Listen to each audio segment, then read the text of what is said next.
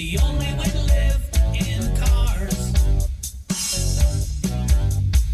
Here in my car, I can only receive. I can listen to you. It keeps me stable for days in cars.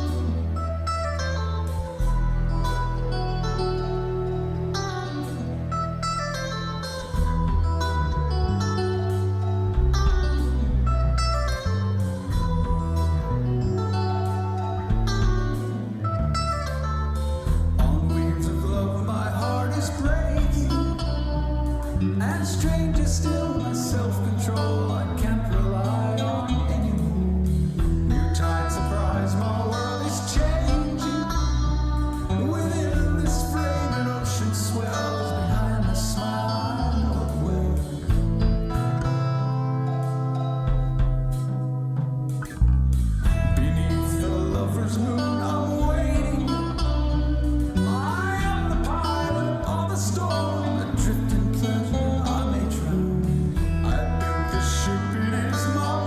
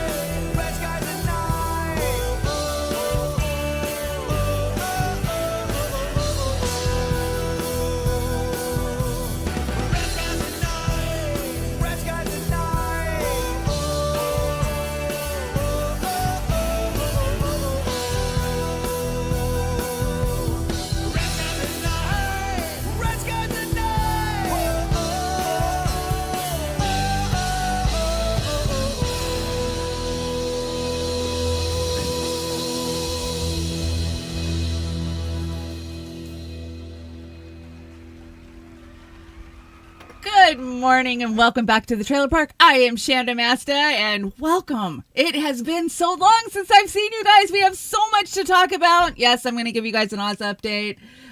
We have lots to talk about. Welcome to everybody joining us on the YouTubes, the Rumble, the X, but not the Rockfin. Yeah, we're going to get into that. Of course, Rockfin did the great purge over the weekend, and we were one of the channels after 5 years of contributing content to Rockfin, and we had 15.2K followers over there. They decided to purge us, and they took all of our followers away from us and our stream keys. So we are no longer affiliated with Rockfin, and I'm so sorry to all of those who watch us over there on Rockfin. We had so many that would join us daily over on the Rockfin, and you can join us on Rumble. You can join us on X. Of course, we are under Beauty and the Boomer on both of those. The Land of Oz on X. It sucks. There's nothing I can do about it. I just woke up and it was that way one day. I saw a bunch of other channels talking about it, and I was like, I should go check. See if they fucked with us, and sure shit, we were one of them. And I have my theories of why it happened, but yeah, Rockfin says we removed channels that were treating our platform like YouTube and Rumble. That's not what we are. We are a premium brand bundle network and not an ad-based platform. Yeah. No, nobody wants to pay $12.99 for your shitty fucking platform and your app that doesn't fucking work. And it sucks because we gave them our content for free for 5 years, for 5 fucking years. And they scammed everybody with their stupid Ray coin. I'm not even going to get into how much money we lost with those guys and our wallets. Anyways, let's get the chat brought up. Happy St. Patty's Day. Yeah, we're going to talk about St. Patty's Day. Yay, there's the chat. Deleted my Rockfin account. Okay, so happy St. Patty's Day. I got my green on. So I'm going to blend into the background the whole time. I have my gold here. The gold helps me not blend in, but we'll see how long it lasts. Yeah, fuck Rockfin. Let's see. Golden Monarch says Rockfin was a Ponzi scheme, much like crypto. It was. It absolutely was. They pushed us over on the Ray. And, you know, whenever you guys are giving real money and then we're getting half of that back in fake money, you got to wonder what the fuck is going on. And I just sent them a message that said, hey, Rockfin, thanks for pimping me out for almost 5 years, using India Media's content and then ripping down all my content with no warning. We got no email. We got no, hey, heads up, thanks for all the years, but you don't fit into our vision for the future. Nothing like that. And I've never been an issue for you, nor has Roar Media. What the fuck? Thanks for the bitch slap. 15.1K, but it was actually 15.2K. Followers gone. So karma has no deadline, and your shitty little platform is going to die and just wither away like it needs to. They want to focus on college wrestling. Is that I don't know. I just feel used. And you know, the fucked up thing is a lot of my early work where I did the Epstein files and the Isaac Cappy deep dives and a lot of the uncensored, that's where it was. I don't even know if Oz has it ripped in a catalog backed up somewhere, because we just trusted Rockfin was gonna not fuck with us. We were one of the original channels on Rockfin. Like, we jumped on Rockfin at the very fucking beginning. And it's not like we weren't turning our stuff on premium. I just wasn't putting the live show on premium because I didn't feel like we had a big enough following to make you guys pay, what, $12.99 or some shit a month to come watch us in the morning. So, you know, karma's coming for them, definitely. Good morning, everybody. Those fuckers. Yeah, Kate.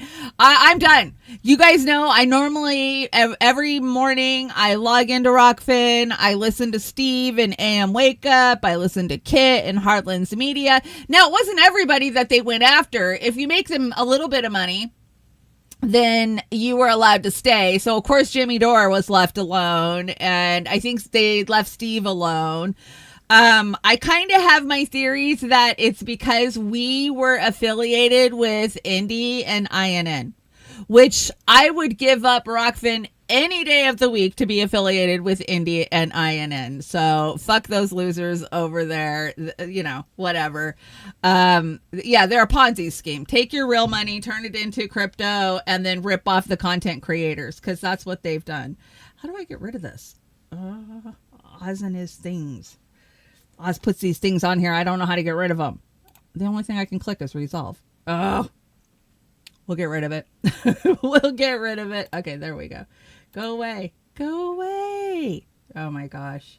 Go away. Okay, there we go. We got rid of it. Anyways, happy freaking Hallmark Shamrock Day. I saw Lady Alex, you expressed it perfectly in the chat earlier. I saw fuck it. Yeah, it's just another Hallmark drink till you are fucking puking holiday in America, especially, right? I mean, drink as many Guinness as you can, and don't forget the Irish whiskey.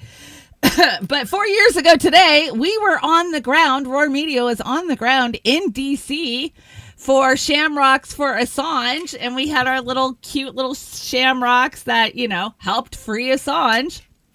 I feel like every one of those trips that I took to DC to stand outside the Department of Justice and fight for Julian Assange paid off in the long run. It was worth it. So I'm proud of us for being there. And of course, we got to network with our great friends in independent media, like the Convo Couch and, oh my gosh, so many, Steve and, Glory Jones. Who else was there? Misty. I mean, there was just so many, and, it's just built such a strong foundation for us in independent media, all those trips and coming together to fight for Julian Assange. So, it was a good trip. It was cold though, and it was at the height of COVID. And we had to wear a mask everywhere we went, and we had to social distance. It was the weirdest trip I've ever been on in my life, to wear a mask for 6 hours in a plane, but then to take it off when you ate and drank. Like, it was just weird. Like, every bar you would go into, it was just weird. So, can't see the green with the green. Yeah, I know. I love green. I love green. It's one of my favorite colors to wear. I look good in green.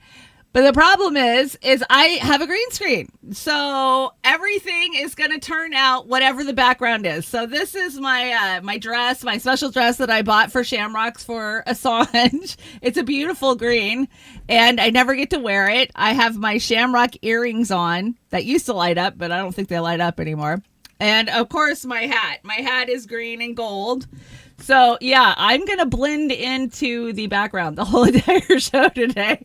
I was like, well, shit, do I wear green or not? And I was like, fuck it, I'm just going to wear green, and I'll just be whatever the background is. So that's what it's going to be. I brought us something fun to do today. What is your leprechaun name? Oh, it looks like I need to reframe this. Darn it. Anyways, you can see if A, B, C, D, E, F, G, all the way to G. So, what is your first one? Mine would be cheerful, because it's C. And then your month, mine would be McWiggles. Cheerful McWiggles. I need to reframe this shot, but I want to get the chat shouted out, because I haven't talked to you guys in 2 weeks, 2 long weeks. As you know, Oz and I are both fighting that big, nasty C word. Yes, the cancer. And it's been a tough one for 2 weeks for both of us. I'm going to give you guys an Oz update here in a second, but I want to shout you guys out. Chiron, good to see you. Steve G, thank you so much for joining us. Lady Alex is in the chat, along with Jilly. Hi, Jilly. Desert Mantis, how's it going? P-Stev. Hi, P-Stev. Mastermind Hour. Do you like my openers, Mastermind? Who else is in here? Grapentine. Hi, Grapentine. Golden Monarch, good to see you. I saw you somewhere else the other day in a chat, and I was proud to see you there. Like, heck yeah. Who else is in here? Fred Edwards. Fred, thank you so much for jumping over for Rockfin. Fuck them. Fred, you were always a diehard. Join us over on the Rockfin. So thank you so much for making the move. Mouse SF, thank you for joining us this morning. How are you? The Taco Kid from Alamo Town is here. Natalie Williams. Hi, Nat. Hi, Nat. Oh my gosh, I've got cat stories to tell you. I'm dealing with so many cats. We even have an opossum now. Go Start. Good morning. Hi, Rat Angel. What is up? Make sure I didn't miss anybody else that was down there that didn't come in on the restream. I'm down a monitor today. That sucks. Rat Angel, what's up? Did I get Rat Angel? I don't know if I got Rat Angel. Mr. Worthless Eater, hey, hanging out over on the Rumble this morning. Wow, Rumble's feeding into the restream. That's awesome. And Alberto, what's up, Alberto? Vic, what's up, Vic? Thanks for all the emails to keep me updated, Vic. Salty's Digital Dive. Hey, Salty, I hope you got your stuff figured out. That was funny. And let's see. I got Salty, Fred. I'm scrolling. I don't want to miss anybody. I know Popeye's in here somewhere. I saw Popeye earlier. Where are you? Steve Wolfrat. Thank you so much for joining us. I got Taco Kid Mastermind. You guys know I need the glasses. I got a script. I just got to get them. I got P Stuff, Lady Alex, Fred, Golden Monarch, Natalie. My thing scrolled back up, so now I'm doing I feel like Jimmy Dore. I feel like I lost my spot. Let's see. I got Vic. Popeye. There's Popeye. I see Popeye. I got Mastermind. I got Salty. Lady Alex. Well, you guys have been chatting it up this morning. I did give you guys a long intro, though, so that's good. Okay, I think I got everybody pretty much shouted out. If I missed you, I will get you later on in the chat. And let me go check and make sure that we have people over on the Rumble. Yep, Rumble's up and running. Hey, 420 Barbecues, good to see you. V2002, welcome to the chat. Happy St. Patty's Day to you as well. Get those Guinnesses in, get them drinking up, and it's just a reason to drink, right? Jimmy doesn't read chats. I know Steph does, and Steph always loses her spot. That's what my brain was slipping. My brain's slipping a little bit. So let's see. I'm going to bring in the main monitor, or the main screen, because this one's out of whack, and I'm not in the mood to fix it right now. So there we go. There we are. Okay, much better. Much better. Okay, so you guys can see I was at immunotherapy on Wednesday and Thursday. I spent at my cancer center, and immunotherapy, it seems to be kicking my ass harder than chemo did. I guess that's a thing from all the cancer groups that I'm in, and it gives me a lot of bone aches. Like it gets in my bones and it hurts. It's like a body ache, but it's in your bones, and I get a fever and I'm very fatigued. I end up falling asleep. Like I wake up good and I feel like I have a lot of energy first thing in the morning, but then by like noon doing a few things, man, that's it. I gotta go to bed, and I passed out for the rest of the day, and I could sleep all night. Like that and headaches. I'm fighting really bad headaches, and I have so many fucking side effects from all these poisons that they're putting into me. But what choice do I have? Stop taking the poison and die within a couple of months, or keep taking the poison and hopefully live for a couple more years. I mean, that's where I'm at right now. And sorry we did not do a show on Saturday night.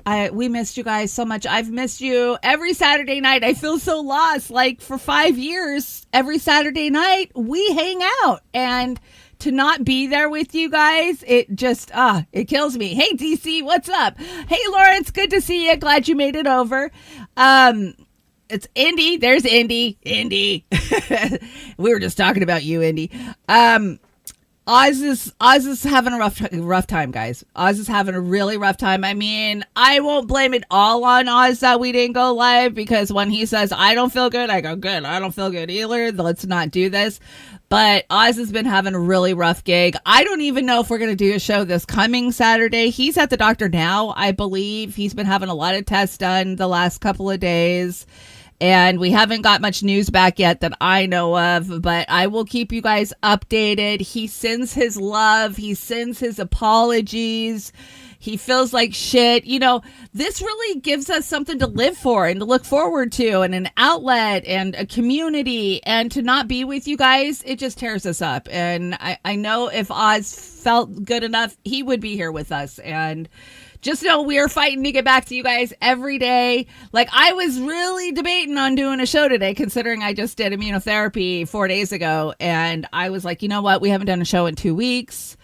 I have to just suck it up and take a handful of meds and get my ass on screen. So here we are, and we've got so much to fucking talk about. Oh my God, we've got 2 weeks worth of stuff that's built up on this deck, and the world has gone bad. I mean, is it just me, or is it getting crazier out there with the whole Trump crazy, liberals crazy? Like, we're just standing in a ship of fools. That's why I brought that song this morning, man. It's freaking crazy out there. The GoFundMe, I had to take the GoFundMe down, guys. I'm fighting for Social Security. You're not allowed to have donations of any kind, I guess. I don't know how I'm supposed to survive. But anyways, if you want to help me out, the best ways to do it right now are the Venmo, the Cash App, or the PayPal. Those go directly to me. And there's very little money taken off the top, which is nice because all of the other platforms that we use, like, they take a percentage. You can also buy me a coffee. All of the links are in the description box down below. Kate, thank you so much for hitting my PayPal this weekend. I did see it. Thank you. You really helped me out. I mean, when I get even, $25, $50, that helps me get groceries for the rest of the week. It helps me pay a subscription for, our streaming and what we do. And I thank you guys so much. And you guys keep me going. I don't know where I would be without you guys over the last 6 months. So I thank everybody on the scroll list down here. Thank you. Thank you, everybody who gave to the GoFundMe. You got me a car. You got me to the cancer center multiple times a day for chemo, for radiation. And considering in August of last year, they told me you'll be dead in 4 months if you don't start treatment. Thank you. You saved my life. That's all I can say. Okay. Anyways, let's get this show going. Fair use. We are on the YouTube. I talk a lot of shit about YouTube, but YouTube hasn't done me as dirty as Rockfin did me this week. So maybe I won't talk as much shit about YouTube. I mean, they censor me, but I don't know. They don't just, they rip my content down too, so they all suck. That's, Oz and I were going back and forth yesterday, like, well, we can build on Rumble, but Rumble suppresses us. Kick doesn't ever put us in the algorithm. X suppresses us. YouTube censors us. Like, they're all shit. Like, I don't know. They're all shit unless you're making them a ton of money. Really, that's what it comes down to. So let's see. Good morning, lovelies. Here's to another day of bonding over bullshit, tolerating idiots, and keeping each other sane. And that is what we are doing here in the Church of the Trailer Park. No, put me back in. I was just about to watch the Trailer Park Pundit. Yes, that is right. We're going to do some Trailer Park Pundit. Okay, so we got to start out with the weather, right? The news always makes you wait till the end of the show for weather, but we're not the news. Definitely we're not the news.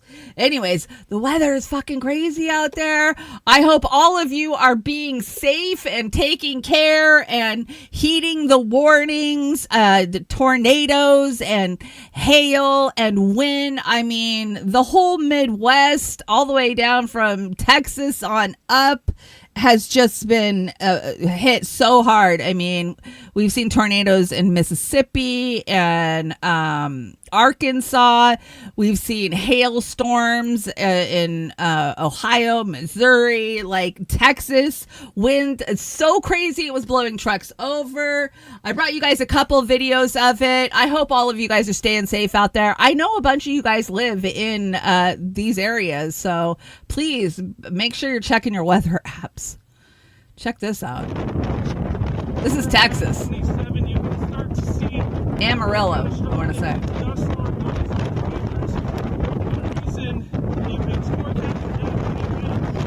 That's crazy. I've been on the road like that. So I couldn't bring you guys the AccuWeather. Have you seen the AccuWeather videos? Oh my gosh, they'll hit you with a copyright. But AccuWeather videos of semis, 18-wheelers just blowing over in Texas. And I rode long haul for a while, and I've been in a couple storms like that, and it's fucking scary. You feel like you're going to blow over, you can blow over and get off the freaking road. And tornadoes, oh my gosh, where are you going to go? You see a tornado coming at you and you're in the freaking Midwest. It's flat. It's flat for as far as the eye can fucking see. Like, the only place you have to run is an overpass, you know? I've traveled during tornado season, and you better have a plan, man.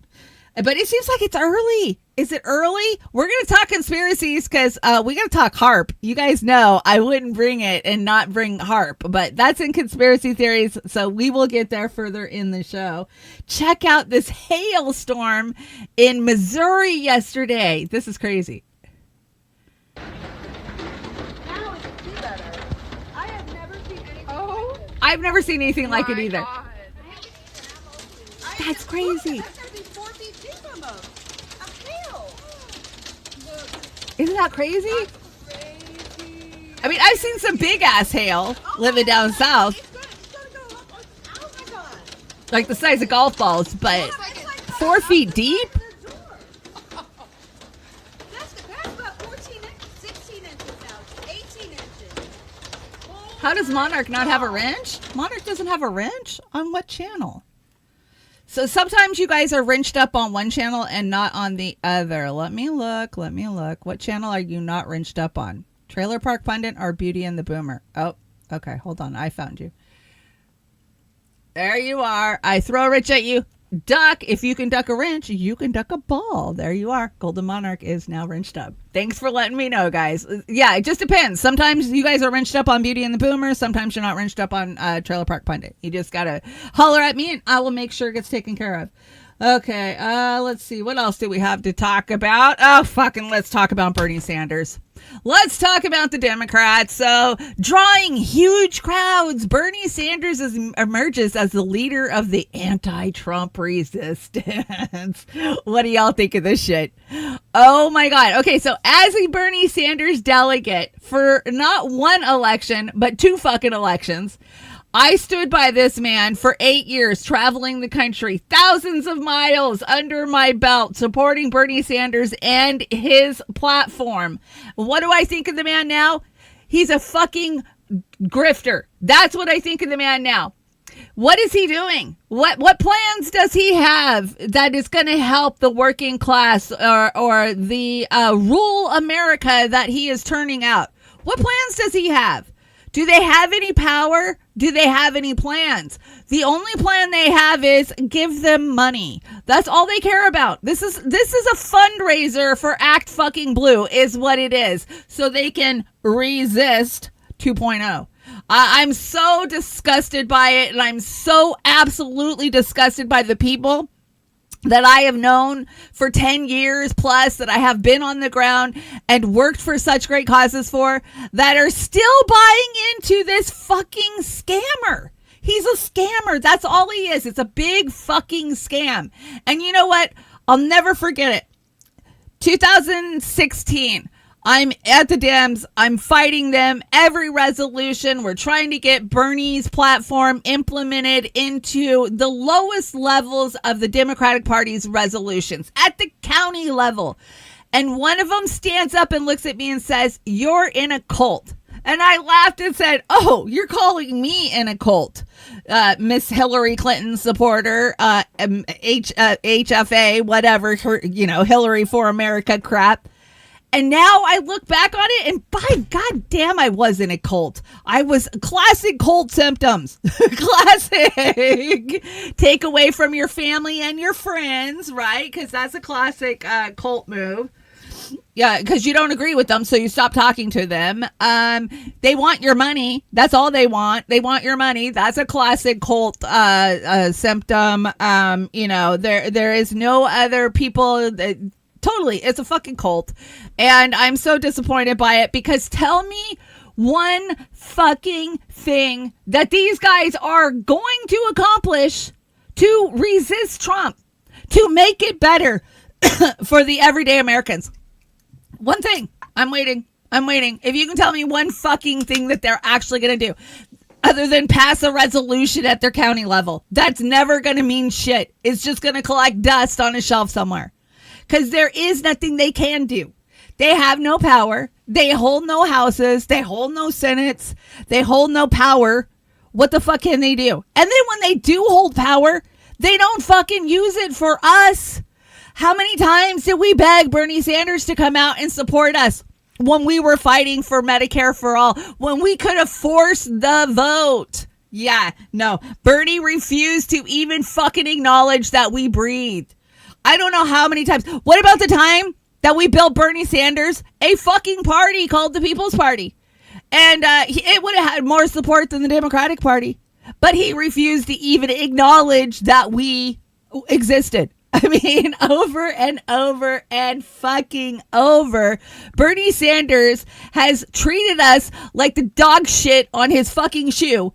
And yet here we are out there bootlicking and wanting to go to his rallies. I think he's just brainwashing the next wave of young kids is really what's going on here. Sorry guys, I got a little bit of a scratchy throat. It makes it hard to go off on Bernie. Sheepdog Bernie Sanders, that's all he is. God, and it just kills me. It pains me to say this. It so pains me to say this. All of the Medicare for All marches, absolutely, Indy.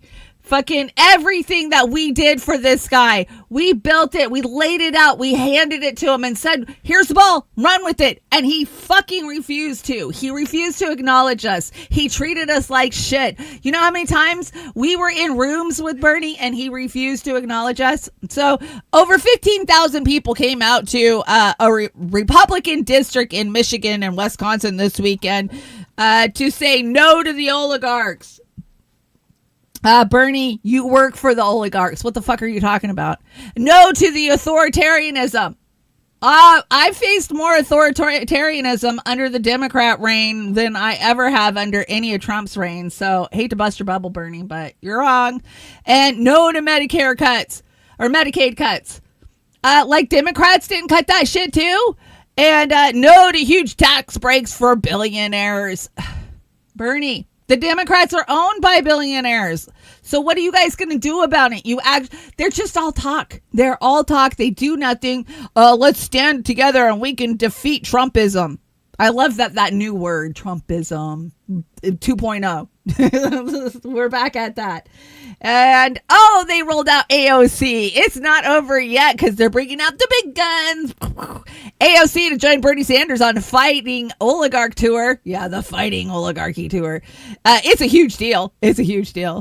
Bernie Sanders has announced that Representative AOC, you remember the bartender who was flat broke 6 fucking years ago, who's now worth what did I see the other day? 29 million now? How did that fucking happen? That's not how much money she's making as a member. So where does that money come from? Oh, it must have been from her Vogue photo shoot, right? Let's see. They're going to join him in the Western swing of the Fighting Oligarchs Tour. Oh, God. Once again, Bernie's asking you, Bernie's asking you to forget about the corporate interests that he serves. Yes, please forget about the corporate. Just know that he's fighting for you. He's fighting for you. What has he accomplished? Name one thing that Bernie has accomplished in the last 8 years. I'm waiting. Crickets, because I've been here. I was a Bernie Sanders supporter. I was a diehard Bernie Sanders supporter. And if I could think of one fucking thing that he has accomplished in 10 years, I would tell you. But I can't think of anything. We defeated TPP, but did Bernie help us do that? I don't even think Bernie was on board for that. I think Trump was the one that helped us defeat TPP. So, yeah, no, that's out. I'm trying to think. I can't think of anything. Maybe I just having a brain lapse right now, but I really can't think of shit that Bernie's helped us with. So this is just more smoke up your ass and give us money. But wait, it gets worse. And I don't care what religion you are. As an American, we have been born and bred and raised that you don't fucking discriminate against anybody's religion, right? Race, religion, creed, These are the things that we are supposed to be blind to. Yet, here you are at a Bernie Sanders rally with somebody talking about how God's going to fuck you with a big dildo. Yeah, because that is not shitting on somebody's religion. I find this just disgusting. I don't care if you're religious or not. It's what we don't do as Americans.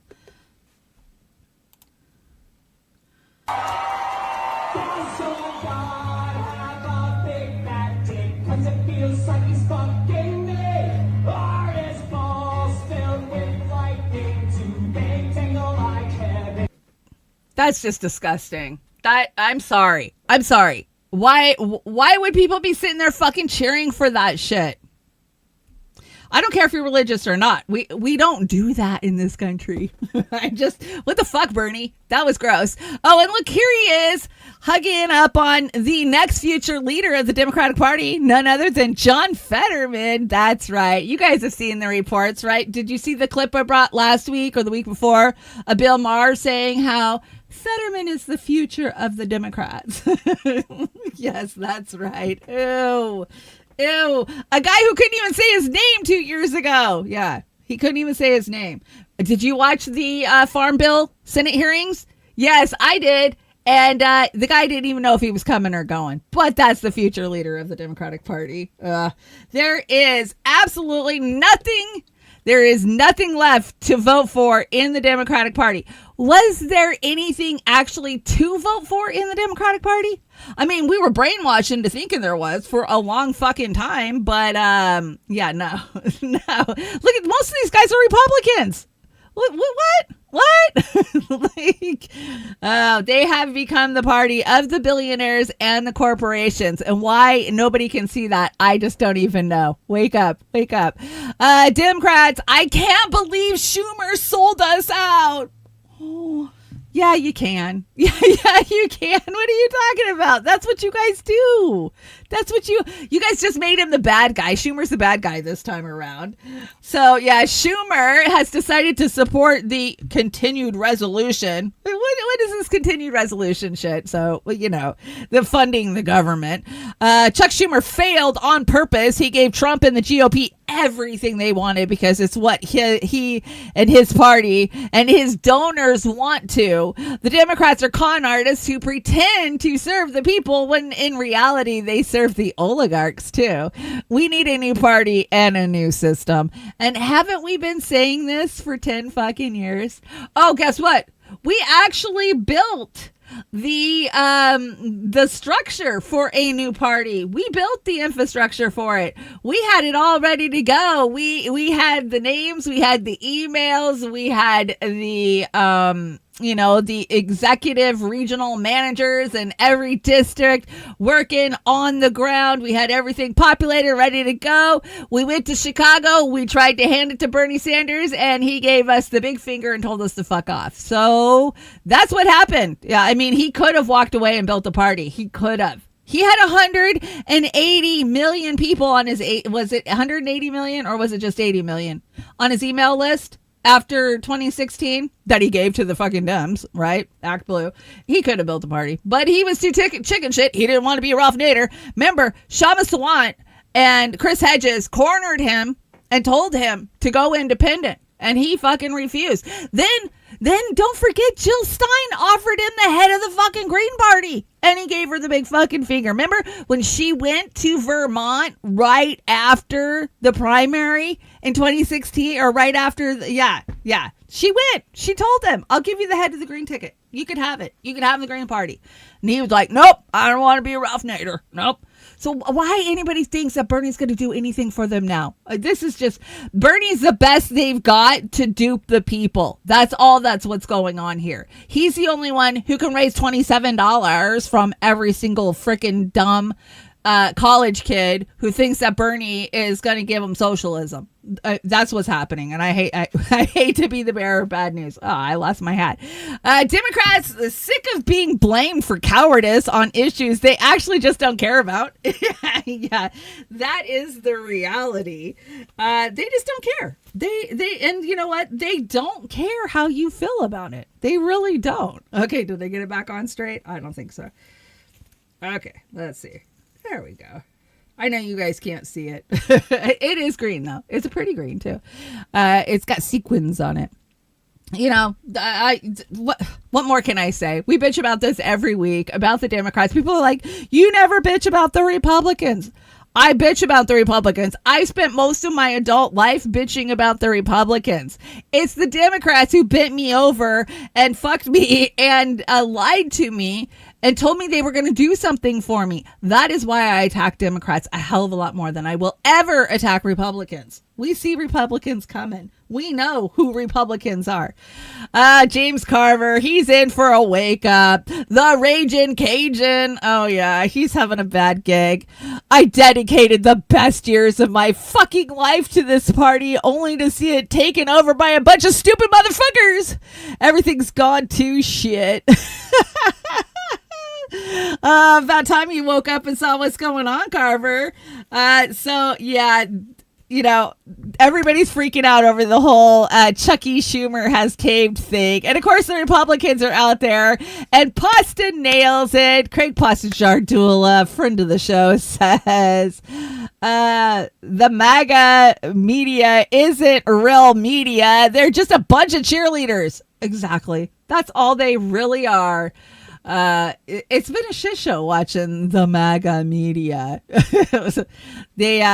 They just jump on whatever the days. They're like piranhas. That's what I see them as, right? The smartest thing he ever said, Mouse. Right?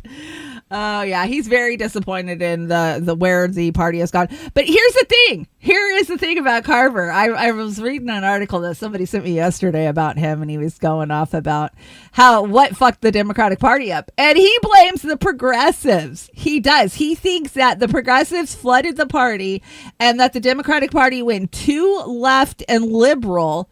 And he doesn't see that it was corporations and oligarchies that took over the Democratic Party and fucked us. No, he doesn't see it that way. He says it's the progressives that took his party from him. Yeah. So he says it was taken over by a bunch of stupid motherfuckers. He's referring to progressives. He's not talking about the people that are actually in control of the party, like the Hillary Clinton freaking, Citibank and the Obama supportees. No, that's not who he's talking about. They were good for the party. Oh, here is Gavin Newsom. He's created a new sign language is all I can come up with. I saw this the other day. I was like, what the hell is this man doing? We made fun of his sign language before, but, once he fails running for president, maybe he can get a gig as one of those sign language for public service announcements is what I'm thinking. Maybe wildfires in California. Let's check it out. Conditions that determine our fate and future. And that fundamental notion of agency, I think, is important more broadly. And I think that goes to some of the issues around, victimization. And I see a lot of that, respectively, on the right, increasingly, even with Trump often approaching things from that sort of mindset. Oh, my gosh. What is this crap? I don't know. That is your future leaders of the Democratic Party. I could eat a bowl of alphabet soup with then shit out a smarter statement. Yes, you could. Absolutely. So poor Thomas Massie seems to be the only person with a fucking brain anywhere near our House or fucking Senate.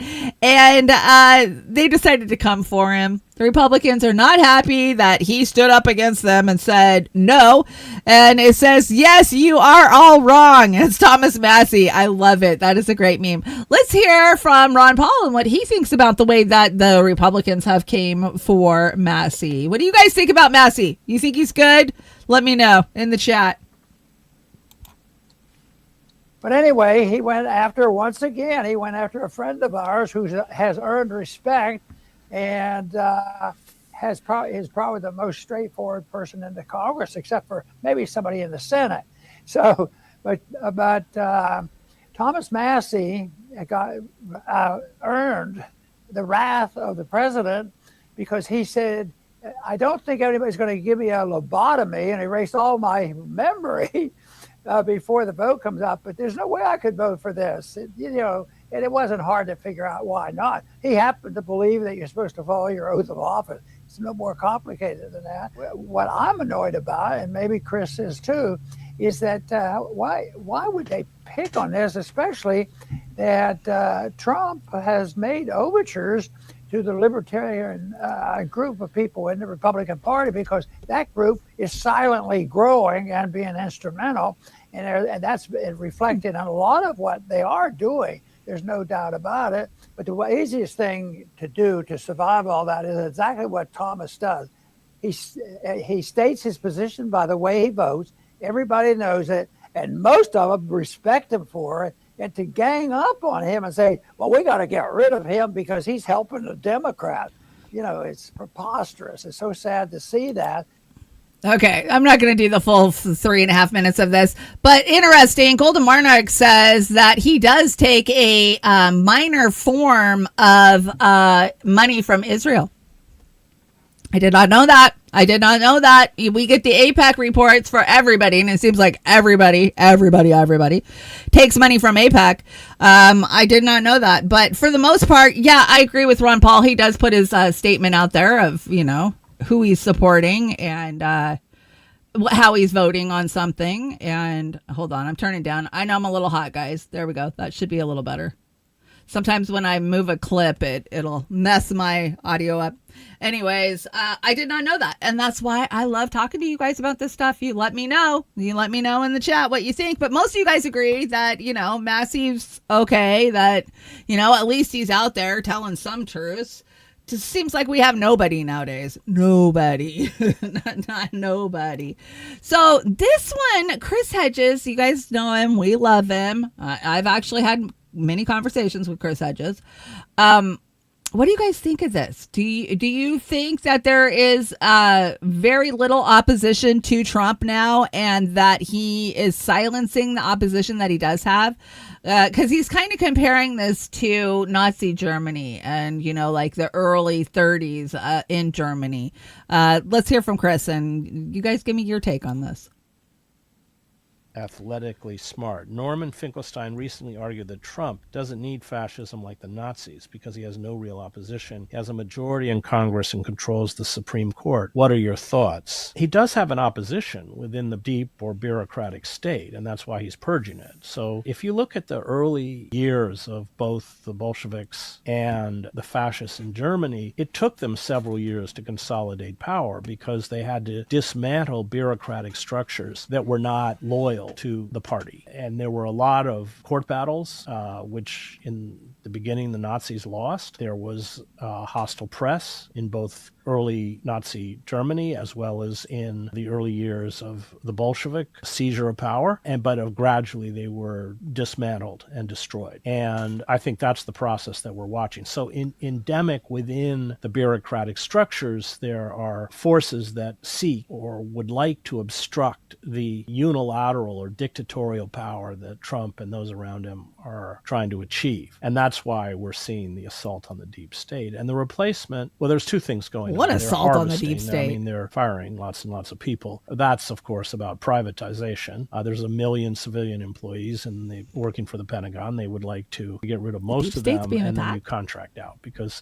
that's how these corporations make money. I mean, it's interesting if you read Karl Marx, he talks about the late stage of capitalism where unregulated predatory capitalism disembowels the country and finally cannibalizes the very structures that permit capitalism to exist. And that, I think, is a good analogy for what is happening.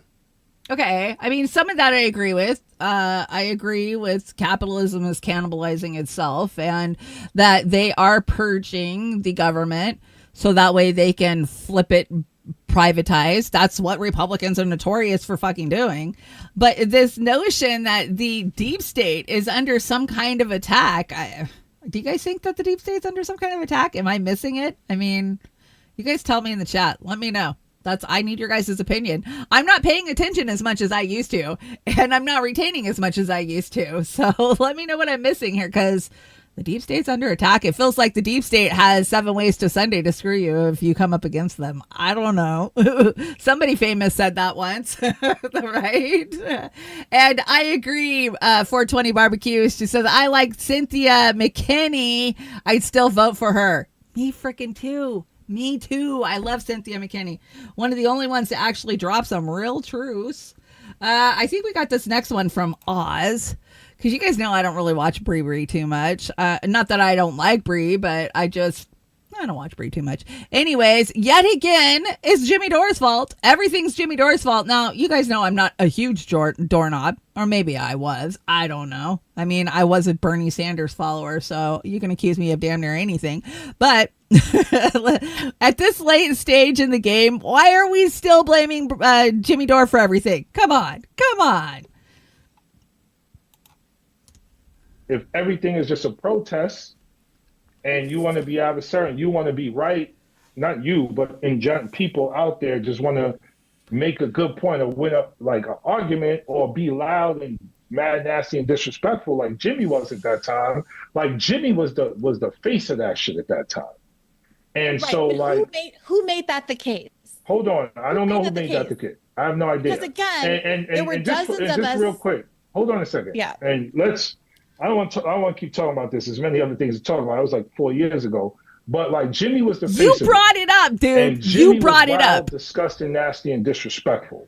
So if the leader of that thing is like that, why would I even mess with y'all or take y'all seriously? Because it's a good idea. Because Yeah, it's a good idea. Jimmy's a fucking clown, yo. Like Jimmy was wilding that day. Wow, Bree, burn him to the ground. Willie Bragg, I have to agree with you. Willie says the Biden deep state was against us, and the Trump deep state is also against us. Yes, we have always been the ones to be the true resistance. This whole resist 2.0 crap. No.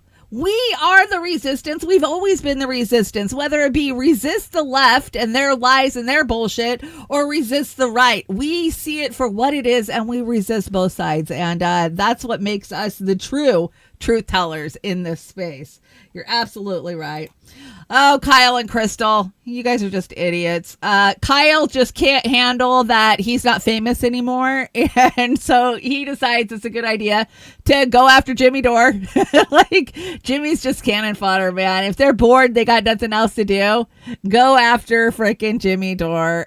This is just gross. His mom, she just sits there with a smile on her face agreeing the whole time, too. I don't even know here. Okay, Nick Fuentes is a Nazi. Nobody needs.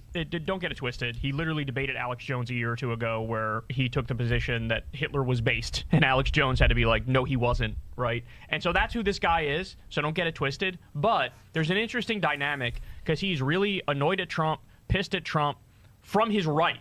Right. And now all of the, Trumpisms are sort of grating on his nerves. So he's turned on him in a hilarious fashion. Watch the video. I enjoyed that thoroughly. I like that it's like completely substanceless and like content free. I kind of like your show. I just can't with this dude anymore. I can give you the substance. I just can't with He's you guys pissed. anymore. He feels like they're not doing mass deportations. Yeah. Like he actually wants them to do mass deportations. And he's an actual anti-Semite. But that means he's like pissed about the, Do we even know what that word means, Crystal? The alleged Marco Rubio like crackdown on quote unquote anti-Semitism, which of course is just like, they're cracking down on people who are their audio critical sucks. of Israel. Yeah, so, and he does he focuses quite a bit on just how cucked Trump is to Israel. Which, to be fair, that's 100% true. But also, his objection stems from legit anti-Semitism. Yeah, he's got the right position for the wrong reasons. For the wrong reason, exactly. It's just a fucking shame because Nick Fuentes is so Look talented. at her noticing how He's stupid funny. he He's is. funny. Yeah, it's like you don't have to be a Nazi to be successful. Like, just don't be a Nazi. Just like actually have. Do you know what a real Nazi is? Like the Azov Battalion in Ukraine that you what he reminds me support.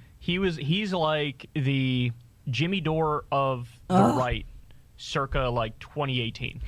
I had that You're same so thought. jealous He's of like, Jimmy. He's like, I'm the purist. I'm the most right wing. I'm the most Nazi. And I'm going to criticize this administration from the pure Nazi position, right? Yes. But he's also entertaining, funny, right? And that was sort of She like what Jimmy disagrees Dore was with doing in him. 2018, where I'm She holier doesn't know than what he's thou, talking purer than about. thou, and I'm going to rip the Democrats from the left. Yeah. But the thing is, now Jimmy Dore, he hyper-focuses on Democrats and liberals and leftists and shits on them all the time and never shits on Republicans. It'll be interesting if that's what happens in reverse with Nick Fuentes, where he only shits on the Republicans and Trump nonstop and almost gives people the misimpression that he's somehow more on the left. Are we Nazis because we only shit on Democrats? Willie Bragg says, I used to religiously listen to Kyle, but not since like 2019 anymore. Yeah, I watched Kyle. I quit watching Kyle, I would say 2017.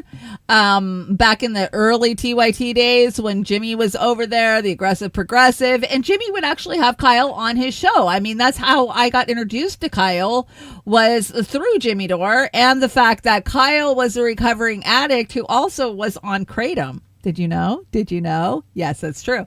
Anyways, Kyle, it's just sad. It's sad all the way around what Breaking Points has become, what Crystal has become. They're all bootlickers. And I get it, right? She left her multi-million-dollar husband because she had an affair with Kyle and they ran off and got married. She needs money, right? Money talks, bullshit walks. That's where we're at. Okay, let's talk about Nancy Pelosi. We haven't seen too much of Nancy since she fell down and broke her hip, Anyways, this was cute. I came across this over on YouTube. I don't know what channel this is, but it's funny. Nancy the Nipper, she's ruthless and sly, with her dentures rattling and a gleam in her eye. She kicked Joe out with her old friend Chuck. Nancy the Nipper, she don't give a f***. Well, ever since the Nipper fell and broke her hip, she's been laying pretty low.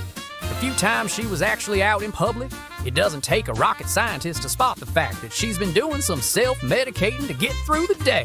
So get yourself ready to have a good laugh and hit that like button and subscribe to support our channel. And now, let's get on with the show.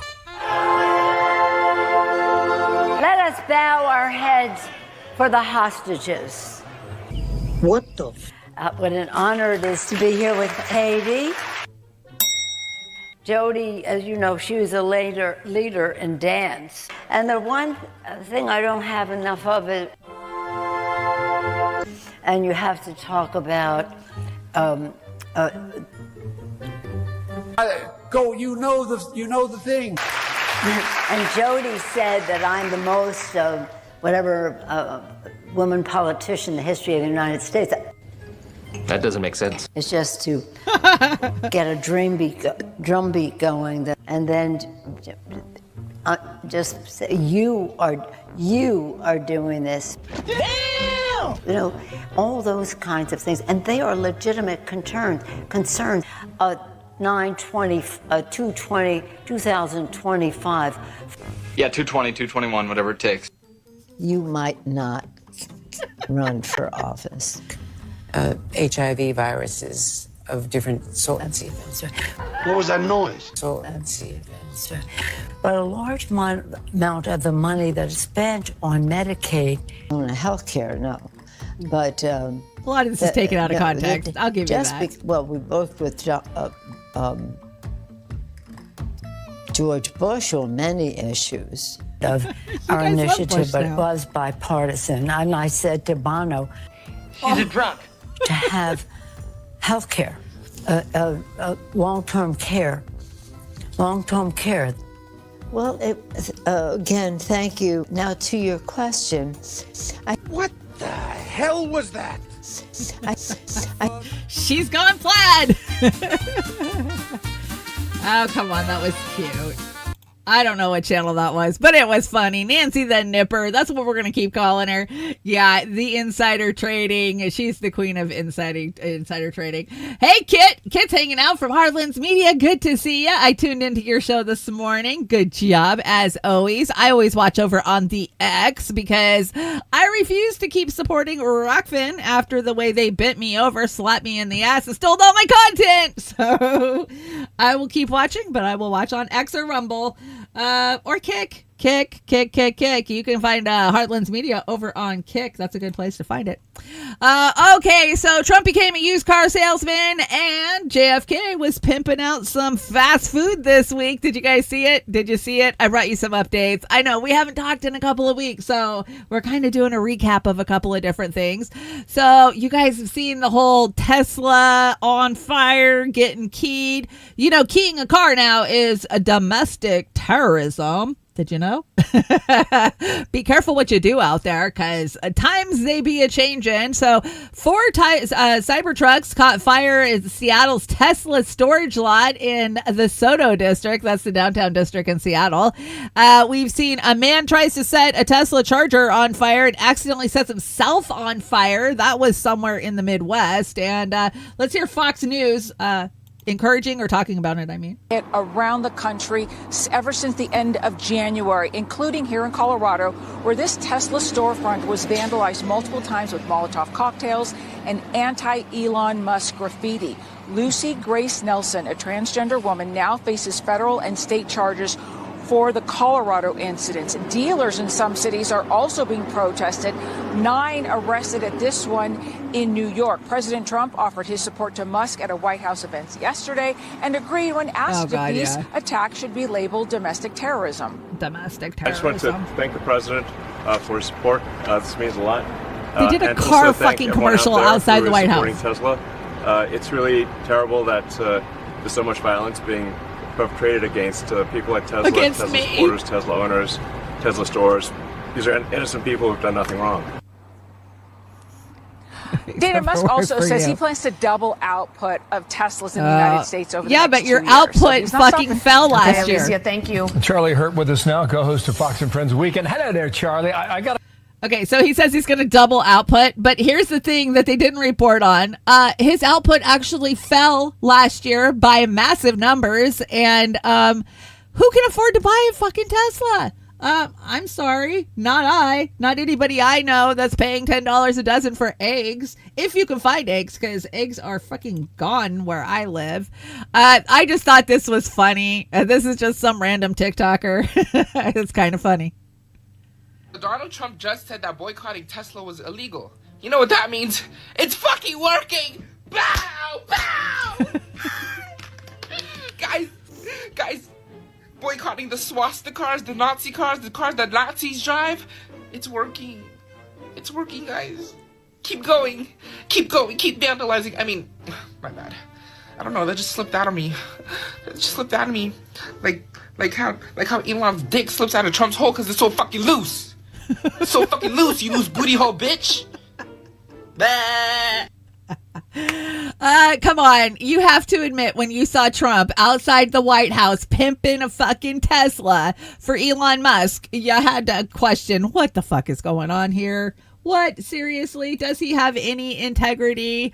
Let them buy Teslas. Yes, let them buy Teslas. This is so out of touch. I mean, it really, really reminds me of the French Revolution. Let them eat cake. It really does. Here, you guys just buy Teslas. Who the fuck has any money to buy Teslas? Nobody can even afford to buy a used car anymore. Have you seen the prices of used cars for the average working, everyday, fucking making $725 American? You're never going to own a Tesla. I hate to bust it to you. This is beautiful. Whoa! Should I get in? Get in! Yeah. Okay. Have you ever sat Let me get in. Look at Elon Musk going, I've got the president of the United States acting like a car salesman. Exactly. And my car lot happens to be on the White House grounds. Yep. Man, I am in control. It's almost like we're on the Truman Show, having to endure an awkward, poorly timed ad placement. Look what I got free at the checkout. It's a Chef's Pal. It's a dicer, grater, peeler, all in one. It's 0 to 60 miles an hour in 2 seconds. It's faster than a Ferrari. That's pretty fast. That's a fast one. That is a beer. This is beautiful. Whoa! Should I get in? I don't want to go too far on that because there's a lot of Truman clips and I don't want to get smacked by YouTube for copyright for the Truman Show, but you get the point. We are living in the fucking Truman Show. This is an ad placement for Elon Musk because Trumpy felt bad because of his Doge work. He's taken a hit on his stocks, which are subsidized by none other than you and I, the taxpayer. That's right. We're the ones who have made Elon rich. Don't forget it. He gets all of his money from government contracts. So when you can't afford eggs, but Orange Jesus tells you to buy a Tesla to own the libs. Yes, Orange Tesla. So SpaceX went and rescued the astronauts this weekend. That was so awesome of him, right? I'm no longer supporting SpaceX and will change my support to NASA. I refuse to support any organization that hires Nazis. If you get it, you get it. I'm not going to explain it to you. NASA is Nazis, guys. They were funded by Nazis, founded by Nazis. JB says, Ted Cruz, let's see, move. Ted Cruz says, this may be the coolest thing I've ever seen. Well, Ted Cruz, you are not the gauge of anything cool. So JB says, so now Republicans are cool with electric car vehicles. Y'all are all over the place. It's true. They are all over the place because remember, they were trying to do away with electric cars just at the election. So what? We are in the upside down. But wait, there's more. Have you signed up over on Rumble to win a Cybertruck from none other than Russell Brand? You know, the guy that I've been telling you is a grifter for fucking years now? Yeah, that same guy. Check this out. Ah, sweet 1775, the taste of revolution. It's actually quite hot. It's a little bit of revolution. It's very dangerous. Think about it carefully before you do it. This Cybertruck and 30 grand could be yours if you simply follow a few basic rules. This guy goes from 0 to 60 with incredible panache! Whoa. Oh, here we go, baby. I'm going to put a seatbelt on this thing, so. You know, when you so glad he's independent media and he hasn't sold out. It agrees with freedom. Why don't we do that? Put it into the windows. But we love you, Rumble. We're free! If you want to win a Tesla and some 1775 coffee, then click the link in the description. They've been great sponsors to us. They believe in free speech. I love America! It's a good country. Oh, God.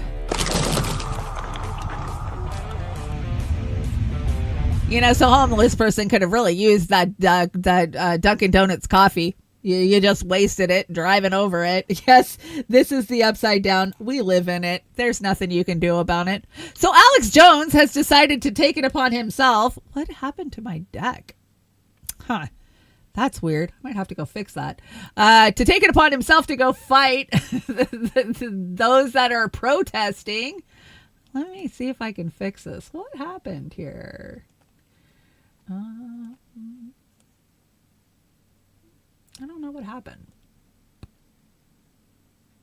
There we go. I think that's better. Is that better? I think it's better.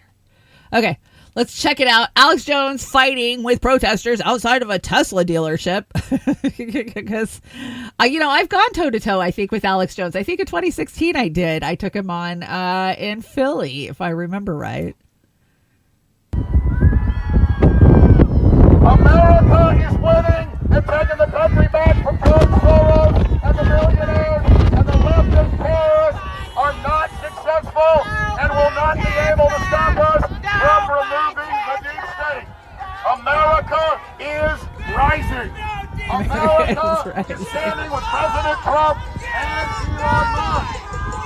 America is standing against the tyrants, and we will defeat you. Okay, I'm done listening to enough of that yelling. What the fuck does any of this accomplish? What does it accomplish? What does protesting Tesla accomplish? What does Alex Jones out there screaming out there accomplish? This just plays right into their hands. That way they can call them domestic terrorists. That's what I see. I mean, so many ways the liberal left is just playing right into Trump's hands. They do it every fucking time. Every time. Oh, look at these violent protesters. They're out there being violent. Like, it's just stupid. So if you invested $100 into Tesla stock in 2020, you would have $100 today. Oh, that's good to know. I still think my deck is messed up. I don't know what is going on here. Let me mess with it again. I don't know why all of a sudden it just jumped on me. There we go. Is that a little better? I think maybe that last slide was formatted weird. Yeah, I think that's it. Okay, what do we got here? Oh, this is babysitter Trump. Did you guys see Trump babysitting X the other day? Yes, this was over the weekend. Trump somehow got saddled down with Elon's kid. That's how much of a bitch Trump is to Elon, that he babysits his own kid. And, the right media is out there. Oh, isn't he so cute? Look at Grandpa Trump taking care of the little booger eater. That's what I see when I see that kid. He's just a spoiled little booger eater. Anyways, here's Trump and baby X. Where's this kid's mom? Come on, play. Well, no, I didn't say move. I said play. It doesn't want to play. It just wants to jump around. There we go.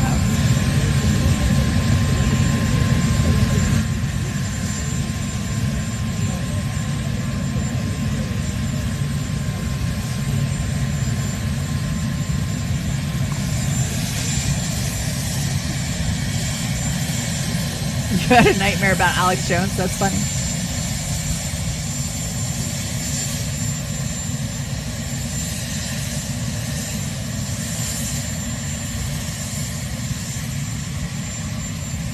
Trump's a babysitter.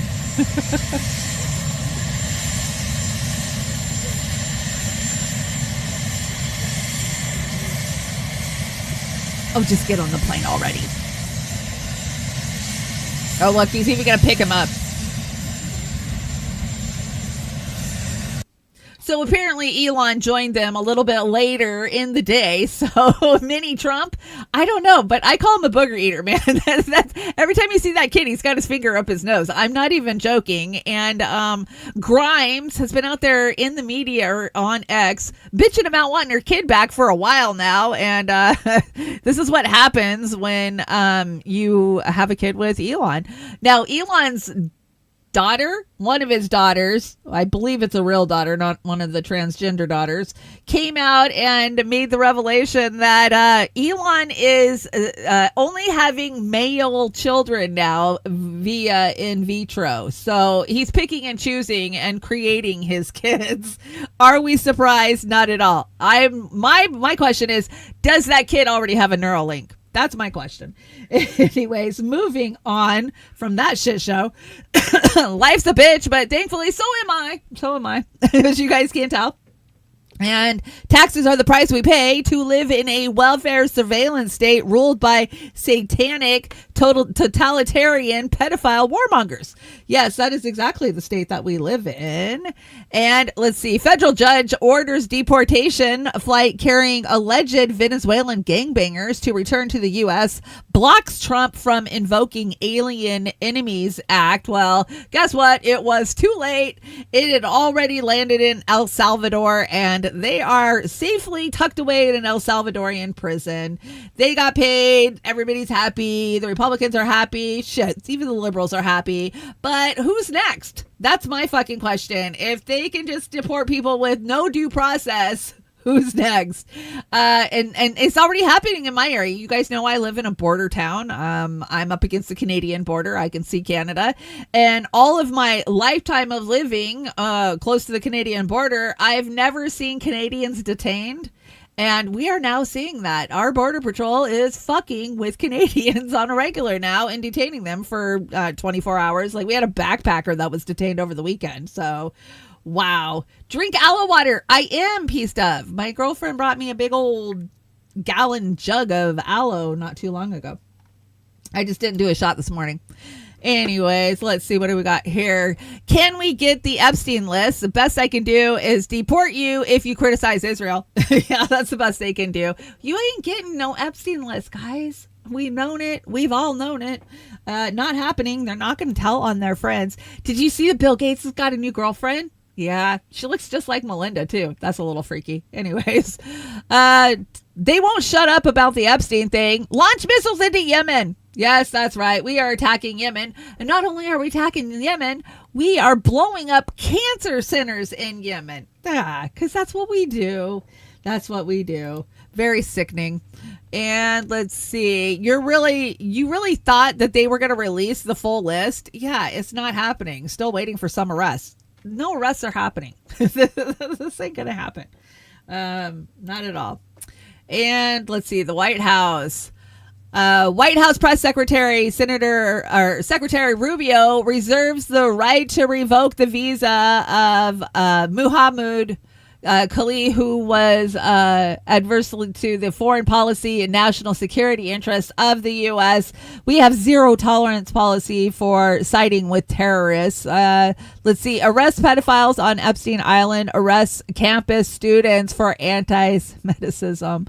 Yeah, we knew. But, look, it's Sagar. It's the real Sagar, too. It's not Fat Sagar. It's actual Sagar. I don't think we'll ever see Fat Sagar again. But let's see what real Sagar had to ask.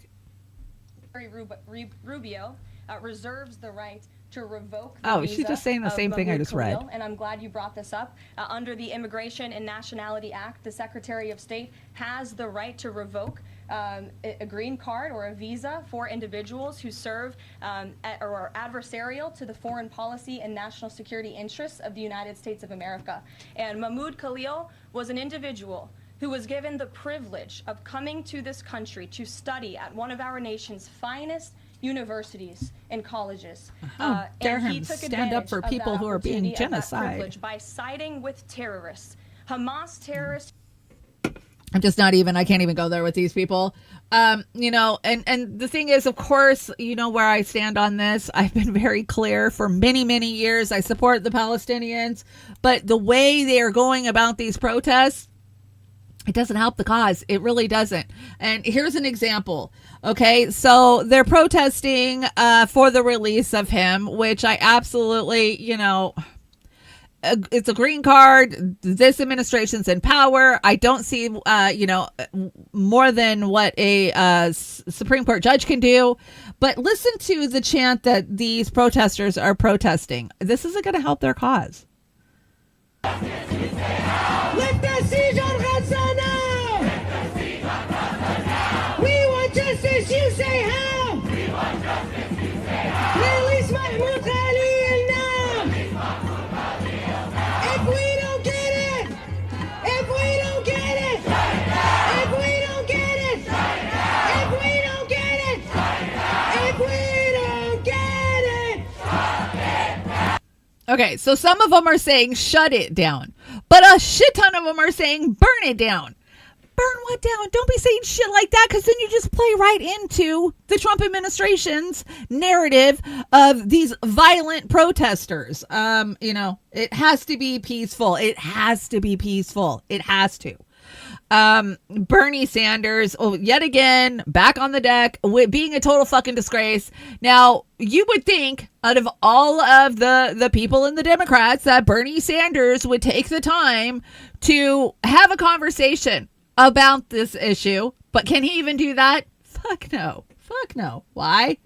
Money. Bernie Sanders has a complete meltdown when approached by activists regarding the arrest of Mahmoud Khalil and how Bernie Sanders plans to challenge Donald Trump's fascism. Hi, Bernie. Hi. Hey, we're really worried about Mahmoud Khalil out of Colombia. Okay, excuse me. Will you do? Excuse me. Thank you. Will you put out a statement? What did I just say? I gotta go to a rally now. Excuse me. We're just walking with you. This is really, really dire. This is it's urgent. They're coming after this student. It was they kidnapped him.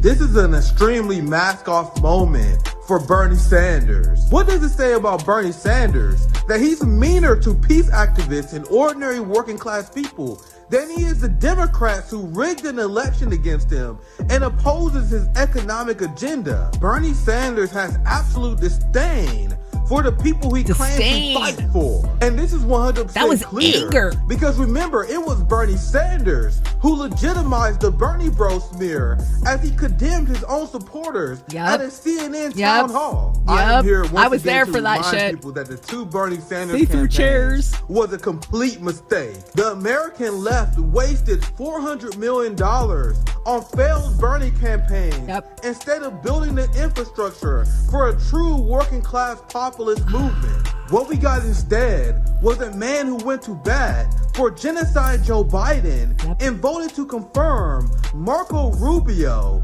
as Secretary of State. You know, the same Marco Rubio who is making an argument that we should crack down on protests that's critical of Israel and United States foreign policy? Americans need to realize that Bernie Sanders is not a good guy. He is Zionist scum, just like every single American politician. Yep. Ah, Nick nailed it. Nailed it. He did the same shit with the Bernie Bros. 100%. Love it. Good job, Nick. Yeah, it seems a little strange. Doesn't it seem a little strange that you would think the one person in the Senate that would be standing with us pro-Palestinians would be Bernie Sanders, but no, that's not going to happen. This one kind of took me by surprise. Now, we saw Susan Sarandon. She was at the hearing, but this is Deborah Winger. You guys remember Deborah Winger, Officer and a Gentleman? That was actually filmed the next town over from where I live, Port Townsend. So we've always had a fondness for her where I live, and I was shocked to see this weekend, and I'm glad to see it. I was brought up Jewish. I was brought up with a lot of things that weren't true. I had to unlearn them, and it's taken me a lot of years. And now that I'm here, I need to do all that I can. I have a debt to pay. A debt to pay? What do you mean? I have a debt for what I grew up with and believed, and what the state of Israel has done, and what they haven't done, and how they're conflating Judaism with Zionism. Nice. She nails it. She nailed it. Oh my God. She explained it so to the point, exactly the way it should be. I love that. That was a great clip. So in contrast, here we have Deborah Messing and all the people that claim to be indigenous from the Middle East. Yeah. So remember during the Oscars, we saw a documentary that was pro-Palestinian win. But now the pro-Israel have their own movie. This is just gross. Check it out.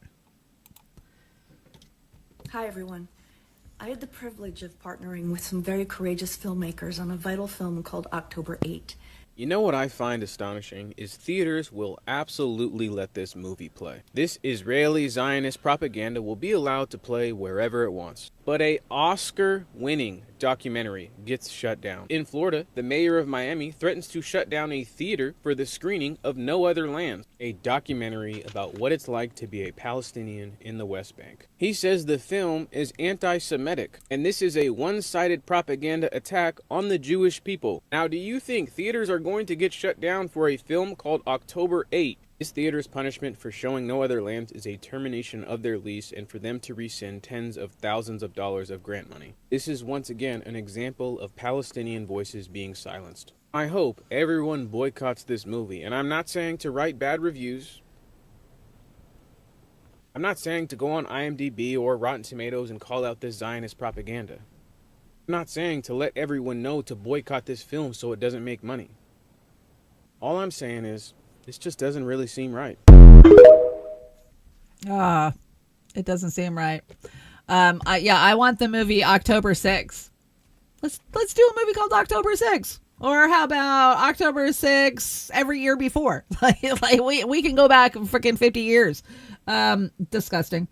I'm sure you guys have seen this. Have you seen Aaron Mate telling telling Shmuley, not Professor Shmuley, telling dildo salesman Shmuley exactly what he thinks? This is gold. This is gold. I'm sure you've seen it, but let's watch it again just because it's so good.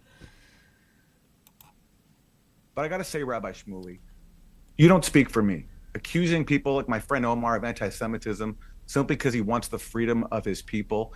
It saddens me to see what people like you have done to the Jewish tradition. The suffering of my family, my great-grandparents perished in the Holocaust. They were murdered by the Nazis. And today, I have to tell you, I see you as the modern day followers of the Nazis supporting this mass murder campaign in Gaza, putting the people of Gaza in what even Israelis have called a concentration camp. It's the Israeli Jews of today, supported by American Jews, unfortunately, some, that are following in the footsteps of our oppressors. And I hope one day you can connect to your own humanity and the very best of your own tradition, which I believe in, to see just how horrible this modern state, this modern supremacist state, is not only for the Palestinians, but the Jewish people as well. You can't seriously be saying that Rabbi Shmuley, one of the most high-profile Jews in the world, is a successor to the Nazis. He's a Nazi. I mean, that's a pretty despicable. That's a pretty despicable thing to say, isn't it? He supports the mass murder of children in a concentration camp. What else am I supposed to do? May I respond to that? I think you should respond to that. These are Nazi tactics. Aaron, These are Nazi tactics. Aaron, notice These are I have Nazi not tactics. once offended, used that hominem attacks against Omar or you. I have decided that I'm going to be factual. No, excuse me. You won't interrupt me. Omar started calling. Excuse me. Omar started calling me a liar. He wouldn't deal with any facts. A hypocrite. He said I'm drunk on lies, et cetera, et cetera. You are. That's what we call ad hominem, personal attacks. I've seen it whenever, and I debate everybody because I like Pierce. That's why I love the show. Personal I'm also attacks. a free speech absolutist. The person you just called a Nazi spent the past year with his friend Ron Dermer, who was condemned by Adam Bowler because of our close relationship from my years as rabbi at Oxford. He was my student president.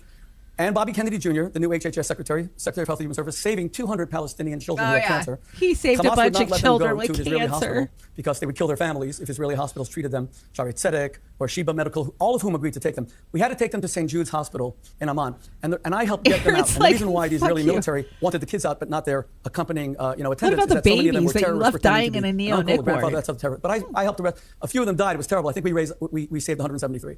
But I want to say something to you, Aaron, if I may, respectfully.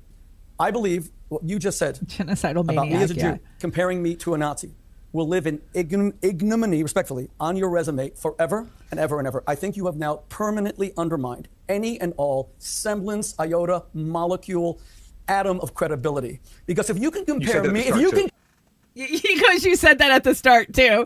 Aaron, frickin' thank you for getting on there and telling that dildo salesman exactly who he is, because that's exactly what he is. Caitlin Johnstone, we haven't had a Katie in a while. Katie says Trump supporters would wipe their ass with the U.S. Constitution and deport their own mothers if doing so would help their government send one or more 2,000-pound bomb to Israel. I agree. And let's see, what is this? Trump takes questions during meeting with the Irish PM. I hear a bunch of the Irish are boycotting the White House today in honor of St. Patty's Day. Well, good for them. I'm glad. Let's see what this is.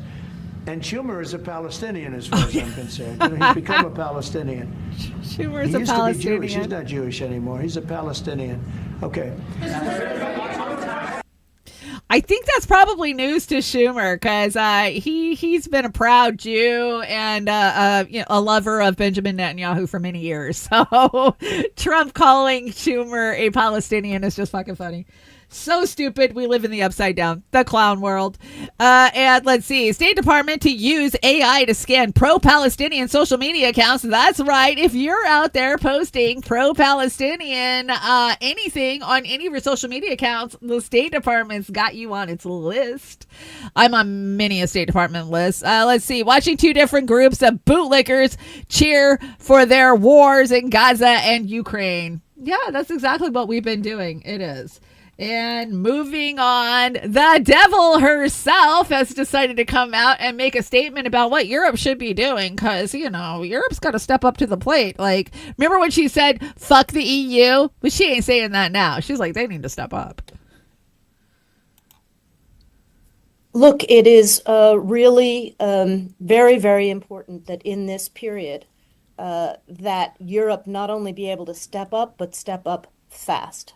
Because as the artillery shells run out, as the air defense interceptors run out, as the ability to produce drones at scale, which have made the difference for Ukraine on the battlefield, gets harder, Europe has the capacity not only with these proposals, but conceivably collateralizing against frozen assets that they are holding of Putin's, at least for a short time, to do more and to do it fast. The thing that's concerning me most today is the cutoff of intelligence streams from the United States and pressure on allies like the UK not to use U.S. intelligence for their own weapons. The primary purpose of U.S. intelligence has been to help the Ukrainians see Russian attacks coming and have advanced warning. There are also key weapon systems that do not cue and do not hit their targets without support from U.S. satellite cueing and the military GPS system. So people are going to die. Ukrainians are going to die, more of them, if this pause lasts significantly longer. And it is dangerous, and it's not a capability that Europe can replace with any kind of speed. Oh, God, she's so gross. She's gross. So this is all coming down to who is going to support Trump's peace plan in Ukraine, right? And the deal is out there, and will Russia take it? That is the true question. And now Russia has been burned many, many, many times by the West and NATO. Now, NATO can't have anything to do with this, or Putin's not going to come near it with a 10-foot pole. But let us not forget the Minsk agreements where, the Russians were given certain, agreements, and then those were stomped all over. And Putin's not going to fall for it again. He's not going to give the Ukrainians more time to back up and rebuild their decimated army. So this is something we're going to be keeping an eye on, especially in the future. Trump wants to be a peace giver. God dang it. I keep fixing this and it keeps messing it up. I don't know why. Anyways, let's hear from Professor Jeffrey Sachs, because he nails it every time. You can only convict two of them. You guys, let me know in the chat. Who are you convicting? Here's that montage that'll make you smile about how cuckoo the American government is. Can Ukraine win? Yes. Putin has failed, and he continues to fail. Putin has already lost. Putin's already lost the war. Putin has already lost this war. I want to say that, and I want to say it loudly. Putin has already lost in terms of what he was trying to achieve. In many ways, Putin has already lost. And that is, Russia has already lost this war.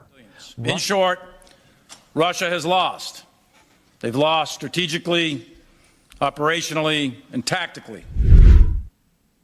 We have not discussed Ukraine, but I just wanted to lift up your spirits that these crazy people... Judge, it's just one small comment on this. They all use exactly the same words. Yes, isn't that interesting? Yes, they do. Yes, because they're all reading from literally a script. So this is just important for people to understand. This is a script.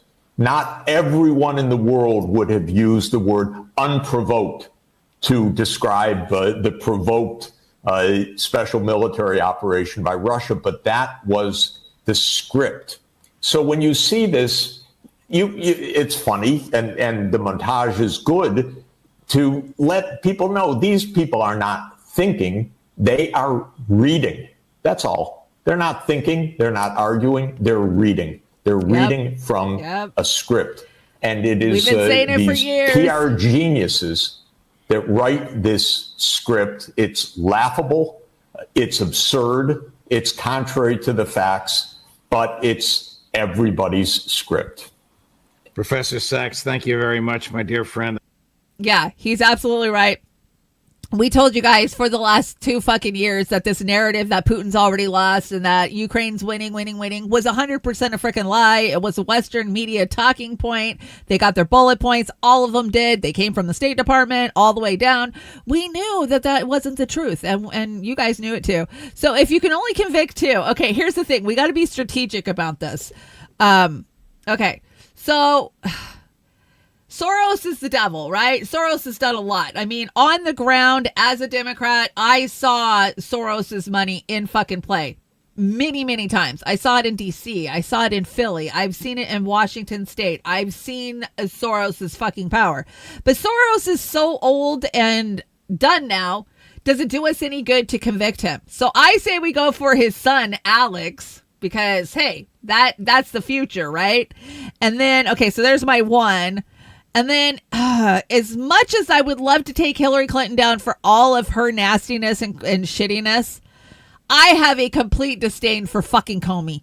Comey was the reason she got away with what she fucking got away with in 2016. So my two are Alex Soros and fucking Comey. You guys tell me, who are we going after? Because we got to stop. I mean, some of these guys, they're the past. Like, okay, yeah, they suck. They got away with it. But we need to look to the future. And Soros, he's the future. Take him out. And Comey, make a fucking example out of him to do your fucking job. Those are my choices. You let me know what yours are. Speaking of people who need to go to fucking prison, let's talk about warmonger freaking Lindsey Graham. What does Lindsey Graham have to say today? Hope President Trump can convince Putin to go to the peace table, to engage in ceasefire, and to find a win-win solution for both countries to stop the killing. You'll never know till you try, and there's one person on the planet capable of doing that, and that is President Trump. If Putin is playing Trump, he will regret it. He will regret it. We'll drop a 2,000-pound bomb on his ass. Yeah, whatever. I really do hope Trump does it. I hope Trump does. I don't care if Trump's trying to get a Nobel Peace Prize. At least he would get one for actually bringing peace, unlike Obama, who got one for fucking dropping bombs. Didn't Bush get one for blowing shit up too? I mean, it would be refreshing to see somebody get one for actual peace. I don't know. Maybe that's just me. Fee says, now, Fee has an amazing fucking breakdown of the Russia negotiations. I don't know. It's such a long tweet. It would have taken me 5 slides to bring it in. Please, please, please go follow Fiorel Isabel if you are not. She is an international journalist, geopolitical analyst, covering the news, foreign policy, empire from the ground, and that is no fucking lie. She is on the ground in Russia, and I trust her opinion. I have trusted Fee's opinion for many, many years. I followed Fee for many years, but I have been personal friends with Fee for the last 5 years. And I absolutely agree with her and what she thinks is going to happen. She doesn't think that these threats of sanctions are going to do anything to Russia. Or they've already survived the sanctions. And you really should go follow her and read her breakdown. I mean, she's up to the minute on what the hell is going on with all of these negotiations. Great coverage. Anyways, let's see. New Russian missile attacks targets infrastructure. MSNB crap. Let's see. The person who's watching, who just heard you say Donald Trump is not standing up for Ukraine. What do you say to the person who says, well, I don't care about Ukraine. I want Donald Trump to stand up for America. What do you say to them? I don't know where you got that. I mean, I don't have time for it. Yes, but we hear it. We hear it. Here's the thing. Where did you grow up? Did you grow up in a place where you thought the Russians were the good guys? What part of America did you grow up in where they taught you the Russians were the good guys and our allies were the bad guys? That's the flip here that we need to continue to remind people. The Russians are the bad guys. They're raping women. They're killing children. They're bombing cities. What? The Ukrainians are the noble good guys. Some ways they're more American than we are over the last couple of years. And we must stand with them in the same way we stood with the Allies in World War II. And since this country was founded, they were our ally in World War II. This is about the core and the integrity of American values. And that's what he's also betraying. Not just Ukraine. He's betraying America.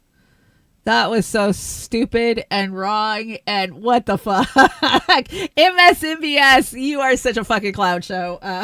What a joke. What a joke. Oh, we have to hear from Bolton. Bolton never wants peace. We know that. He freaking gets a boner every time he hears the word war. So, yeah. CNN, bringing on the best analysts, of course. What is it with the liberal media bringing on the shittiest fucking pundits they can find? Here you are.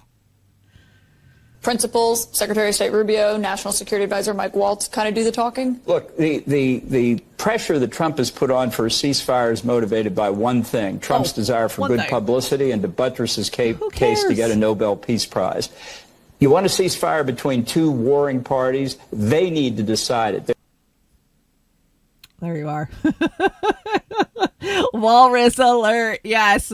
He always wants war and he can't get enough war. Slow news day. Let's see. Oh, David Icke. So David Icke says I guess we're moving on. We are moving out of foreign policy. David Icke says, they have been canceling me since 1995 and currently from nearly 30 Euro countries and Australia. I guess it must be because I'm saying it's all the reptilians, right? I mean, that's all I say, isn't it? Yep, that must be it then. And of course, this was Ian Carroll. Ian Carroll decided to get into a little with David Icke. And Slow News DA Steve says, wild, David Icke has stuck his neck out for 30 years, has been kicked in the teeth more times than anyone deserves. The disrespect that Joe Rogan and Ian Carroll show him is fucking shameful, but entirely expected from mainstream alternative media, the mammies, and absolutely cowards. Yes, I agree, Steve. It's been absolutely gross. Yeah, David Icke is so crazy with this reptilians. Why the fuck are you guys so scared of him? Why are they so scared of David Icke talking about the reptilians? Why are they going to kick him out of 30 fucking countries and suppress him? It just seems weird, doesn't it?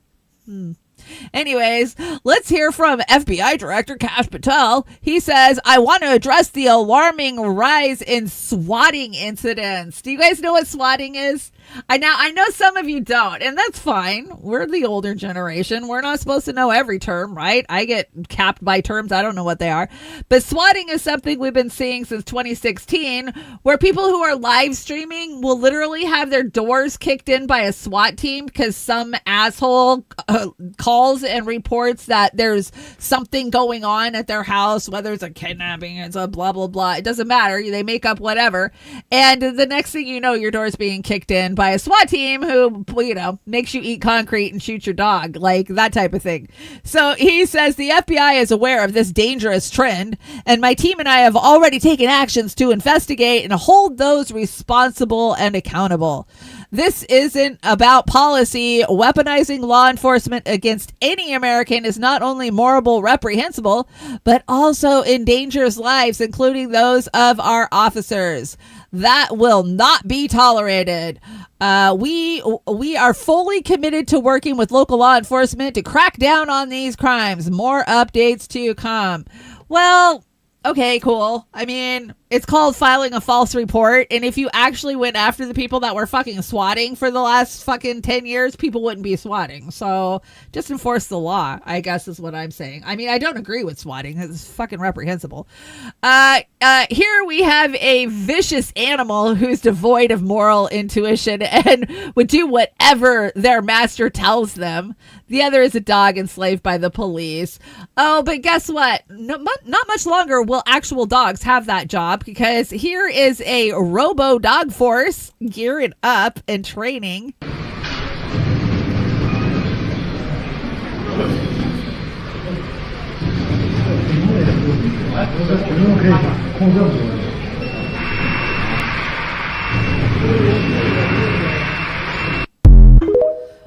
Sit, Ubu, sit. Good dog.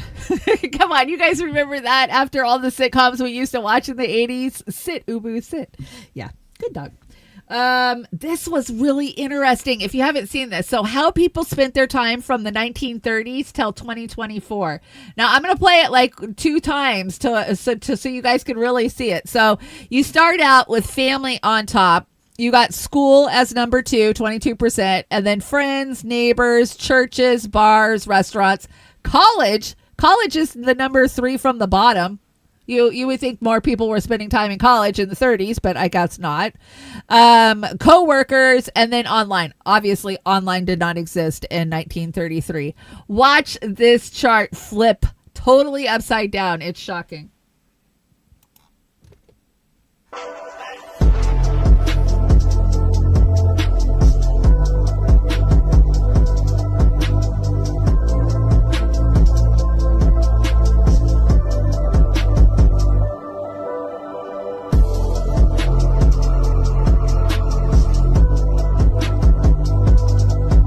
Oh, we're not going to school anymore. Yeah, fuck family. We ain't hanging out with them anymore.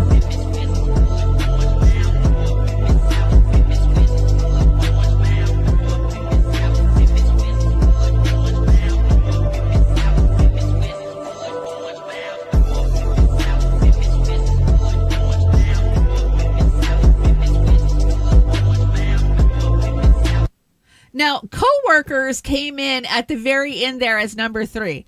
Now, I have questions about that. Does that mean that they're hanging out after hours with their coworkers, or is it we're forced to fucking hang out with our coworkers? That's why it's number 3. That would be my question. I'll play it one more time for you. I had to watch it a couple of times, so that's why I'm going to play it twice. Oh, come on. Get out of here.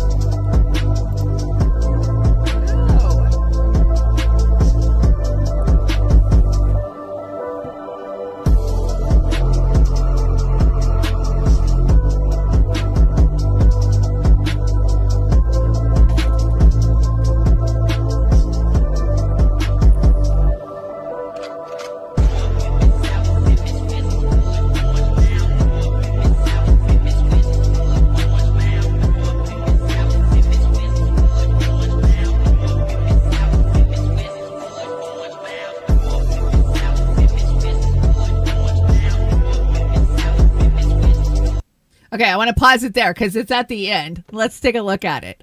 Okay, so college is the very last one. So 0.74% are going to college now. 1.28% or 28% are hanging out with their neighbors. So fuck your neighbors. Who wants to know their neighbors?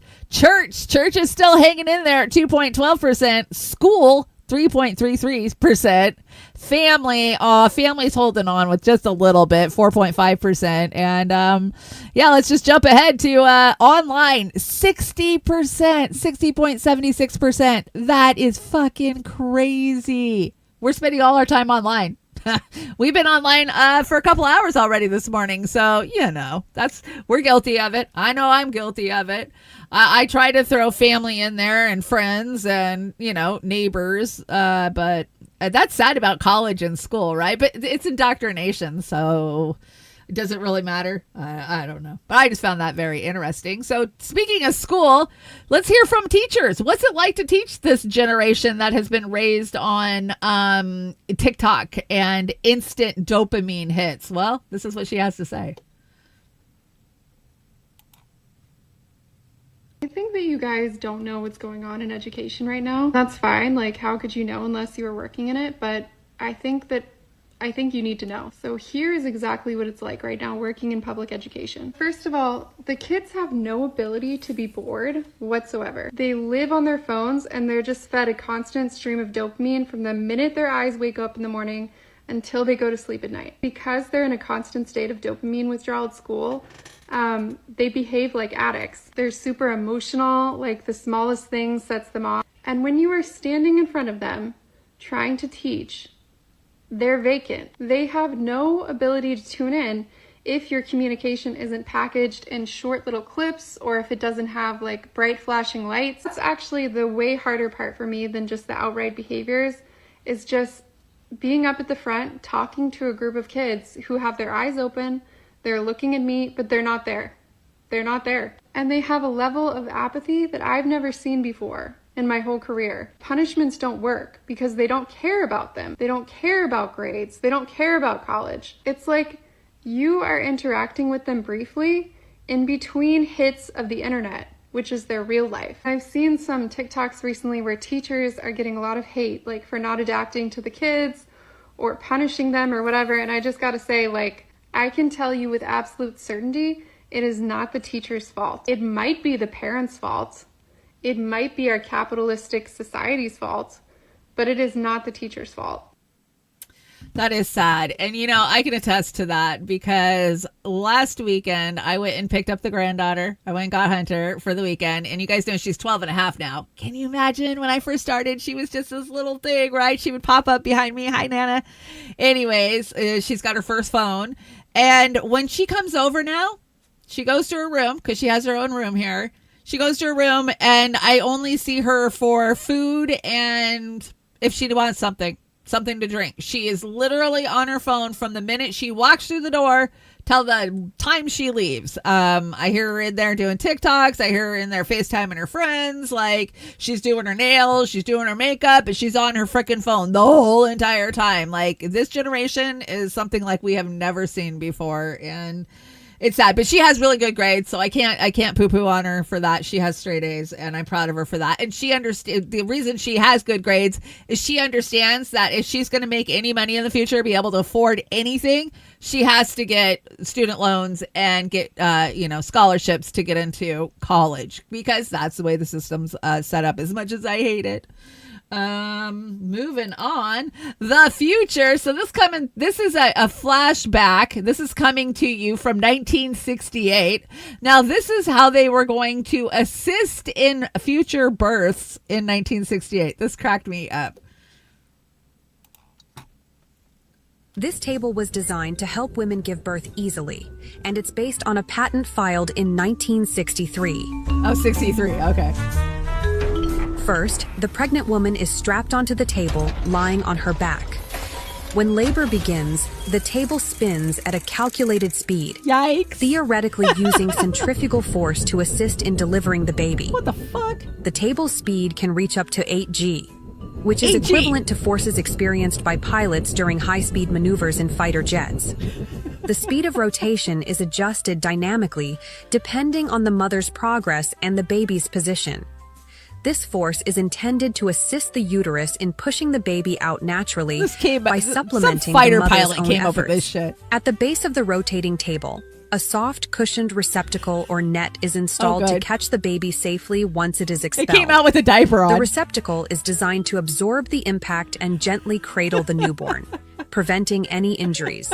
The system features a bell that signals when the baby has been delivered, especially in case medical personnel are momentarily distracted. Once the baby is delivered, the table is stopped and the mother is unstrapped. The newborn is immediately taken for standard post-delivery medical checks. The apparatus includes a manual and automatic stop function to halt the rotation immediately if complications occur. The system limits the maximum rotation speed to avoid excessive forces that could harm the mother or the baby. The concept was developed by George and Charlotte Blonsky, a childless husband and wife duo with no medical background. George Blonsky, a mining engineer, and his wife were inspired during a visit to a zoo, where they observed an elephant giving birth. They noticed the elephant moved in a circular, almost spinning motion before delivering its calf.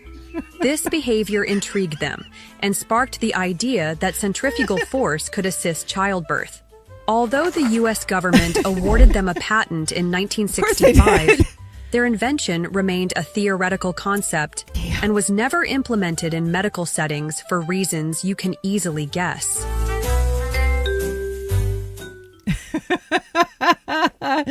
Oh, Lawrence says disc brakes optional.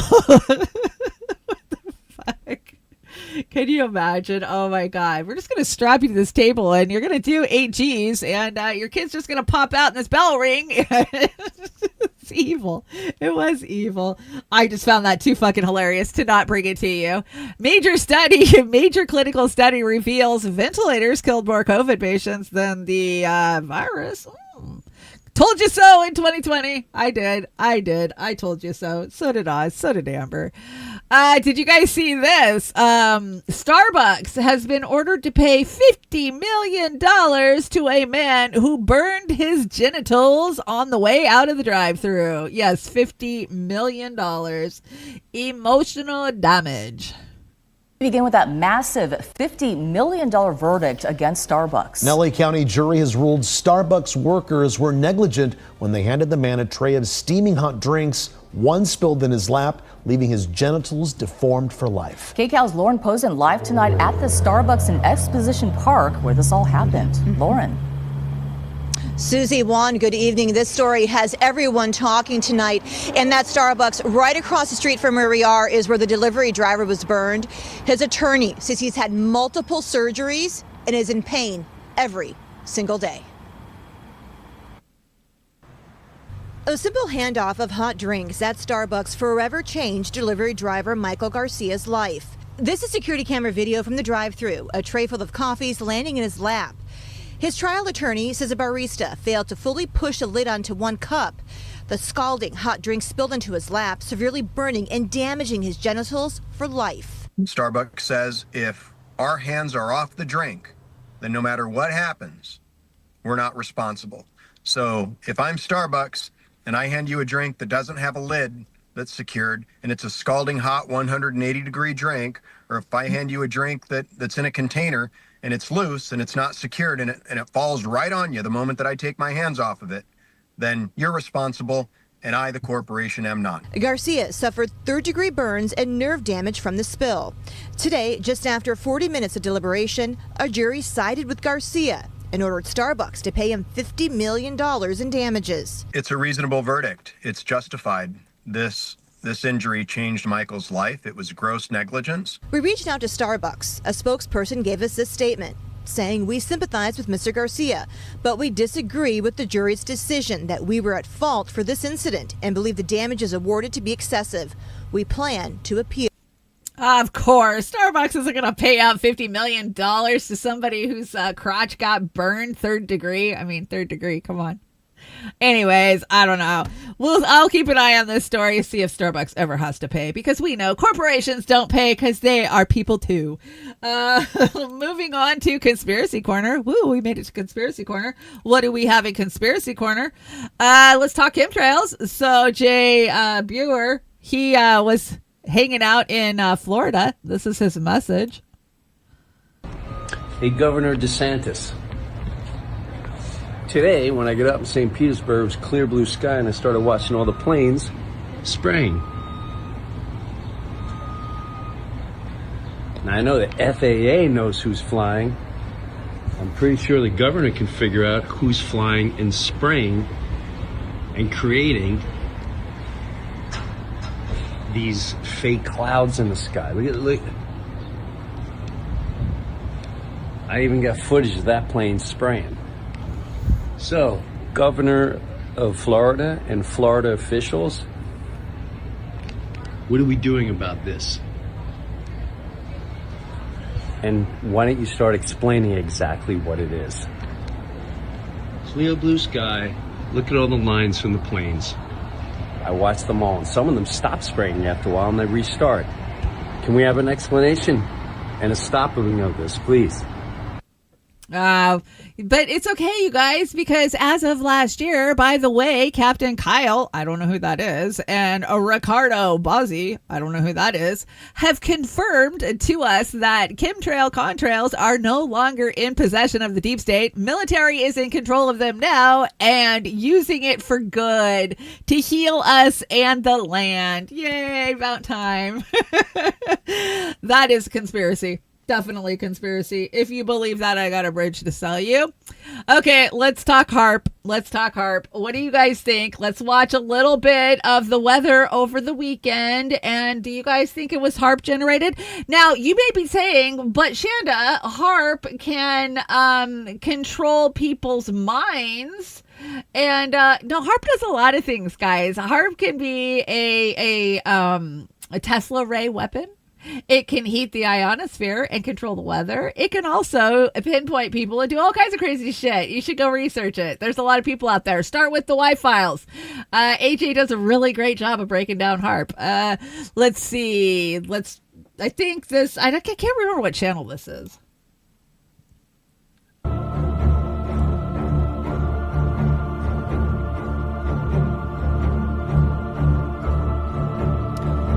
Guess what was turned on and cranked up on high all week? That's right, HAARP. And HAARP isn't just in Alaska anymore. HAARP's everywhere now. They figured out a better way to do it. Oh, there's Florida. They're going to explain this. It's not just going to play this. It'll get to something else. That does look very suspicious, though. Doesn't it? I mean, I've never seen weather patterns like that in the United States. And I've watched the weather for like 40 years.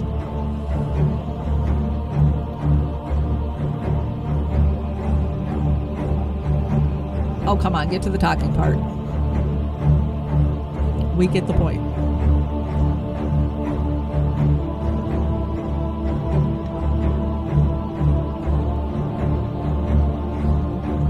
Look weird. They started at 9:11 at night until 9:11 in the morning. You see the pulse going from the east to the west coast. All right, boom. You see that? See that? Those are NEXRAD stations.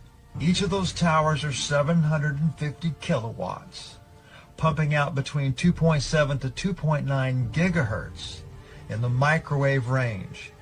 This is roughly the same frequency as your microwave oven, and it has the same cause and effect relationship. This was 12 hours long that they held this pulse while we slept. And look at all the other anomalies that are happening here on the screen. Look at what's going on in Texas. All right, you see that big blast? Looks like a giant laser, doesn't it? Boom, see that?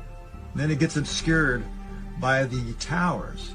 Now they can add the Doppler towers with this.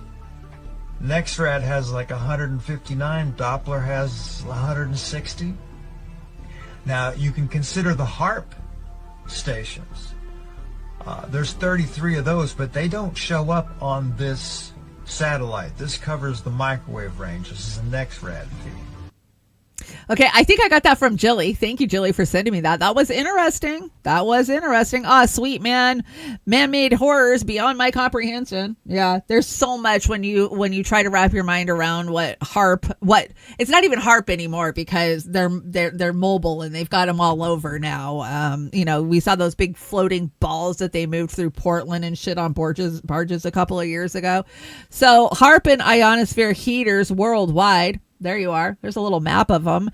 And they are not cell phone towers. Look up Gwyn towers. Yes, Gwyn tower locations. Now, this is a new term for me. And you know that I have actually been on the anti-cell tower front for many years. So the terminology is changing just as fast as the military applications are changing. And check into Gwyn towers. It'll kind of blow your mind. Conspiracy corner, man. Conspiracy corner. Anyways, moving on. What do we got here? Unusually powerful HARP, EMF, and dew storms threaten to create a blizzard, tornado, and fires across the United States. Fixed it. Yes, we fixed it. Anyways, conspiracies. One more conspiracy before we get out of Conspiracy Corner. Remember 9/11? Listen very carefully to what Bush accidentally said on September 15th, 2006. Pause to mark the 5th anniversary of the 9/11 attacks. The information that the Central Intelligence Agency has obtained by questioning men like Khalid Sheikh Mohammed has provided valuable information and has helped disrupt terrorist plots, including strikes within the United States. For example, Khalid Sheikh Mohammed described the design of planned attacks on buildings inside the U.S. and how operatives were directed to carry them out. That is valuable information for those of us who have the responsibility to protect the American people. He told us the operatives have been instructed to ensure that the explosives went off at a point that was high enough to prevent people trapped above from escaping. Oops. He told us the operatives have been instructed to ensure that the explosives went off at a point that was high enough to prevent people trapped above from escaping. Did you say explosives? The explosives. I thought it was jet fuel. What? No, he didn't accidentally sleep up and say that shit, did he? Well, I'm sure he meant something else. He wasn't talking about explosives on 9/11 because we all know there was none of those. World Trade 7 just went down on its own. We all know that. Anyways, I just found that interesting. Just a flashback. Anyways, let's get into Hollywood. Go fuck yourself. I had to talk about it. You guys, any of you following the Gene Hackman story? Gene Hackman's children not named in the actor's $80 million will. This is a crazy fucking story. I mean, I brought you the story when he passed that him and his wife were found deceased in their home. He was, 95, and he supposedly had Alzheimer's and heart issues, and we didn't know what she had died from at the time, and now they're saying it was hantavirus, from sniffing in rat shit and mouse shit.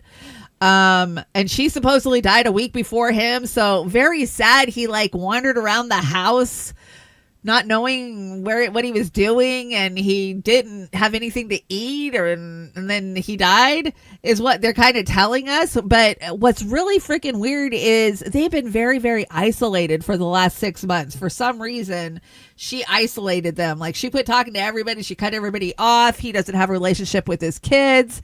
And apparently he wrote him out of the will 20 years ago. So I don't know if they're going to get any money, but this is just a weird fucking story all the way around. It's sad.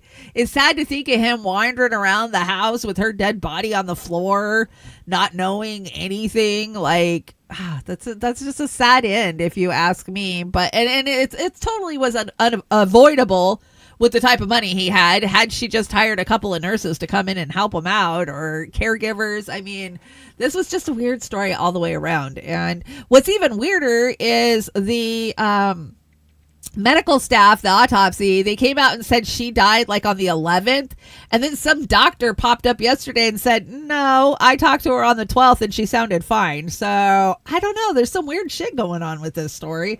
I will keep an eye on it. I just find it fascinating and I find it sad, so that's why I thought I'd bring it up to you. Hey, did you guys know Rosie O'Donnell, she ran away, she left, she finally left. Remember, she's one of those celebrities that actually did what she said she was going to do and got the fuck out of Dodge as soon as Trump got elected. Wonder why. Couldn't have anything to do with that personal feud that they had for freaking 25 years. Anyways, this is what she had to say about moving to Ireland. Well, hey everybody, it's me, Rosie O'Donnell, star of the Flintstones. It's Tuesday all day. Oh my God, from 35 years ago. And I'm here in Ireland. And that's her only claim to fame. And warm, not physically, it's actually quite cold.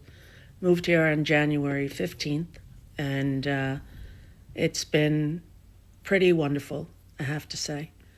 The people are so loving and so kind, so welcoming, and I'm very grateful.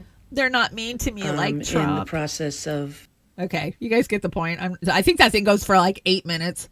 She tells you how wonderful it is, but here's the sad thing. She literally drug her 12-year-old adopted kid there with her, because we all know her older adopted kid was on meth and lost her child and CPS. And I mean, she has not been a pitcher purse, leave it to Beaver type of mom. Anyways, she had nobody to stay in the country for. That's the sad part. The Four Horsemen have the same personality in every movie. Yeah, it's true. It's true. I've been following the Ryan Reynolds, Blake Lively bullshit too. It's fun to watch a fall from grace, and that's exactly what's happened to those two. They are fallen from grace. Now, since we didn't get a chance to talk about it the other day, you guys saw the satanic bullshit that Lady Gaga pulled over on SNL 2 weekends ago. Oh my God. Told you so. I fucking told you so. I've been telling you she's a Satanist this whole freaking time. But what's fucked up is the writers couldn't even come up with original chants, and they went and stole some Hindus' Lord's Prayer. Really? Yeah. And not only that, they actually used a real demon, a demon who ate children that they're praying to in the skit. That is no fucking lie. You can go look it up.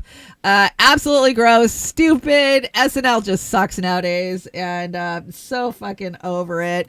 But just a reminder of who Lady Gaga is. Check this out. With Lady Gaga, who came out and actually said she was so tired of being handled and manipulated, she had to take a break.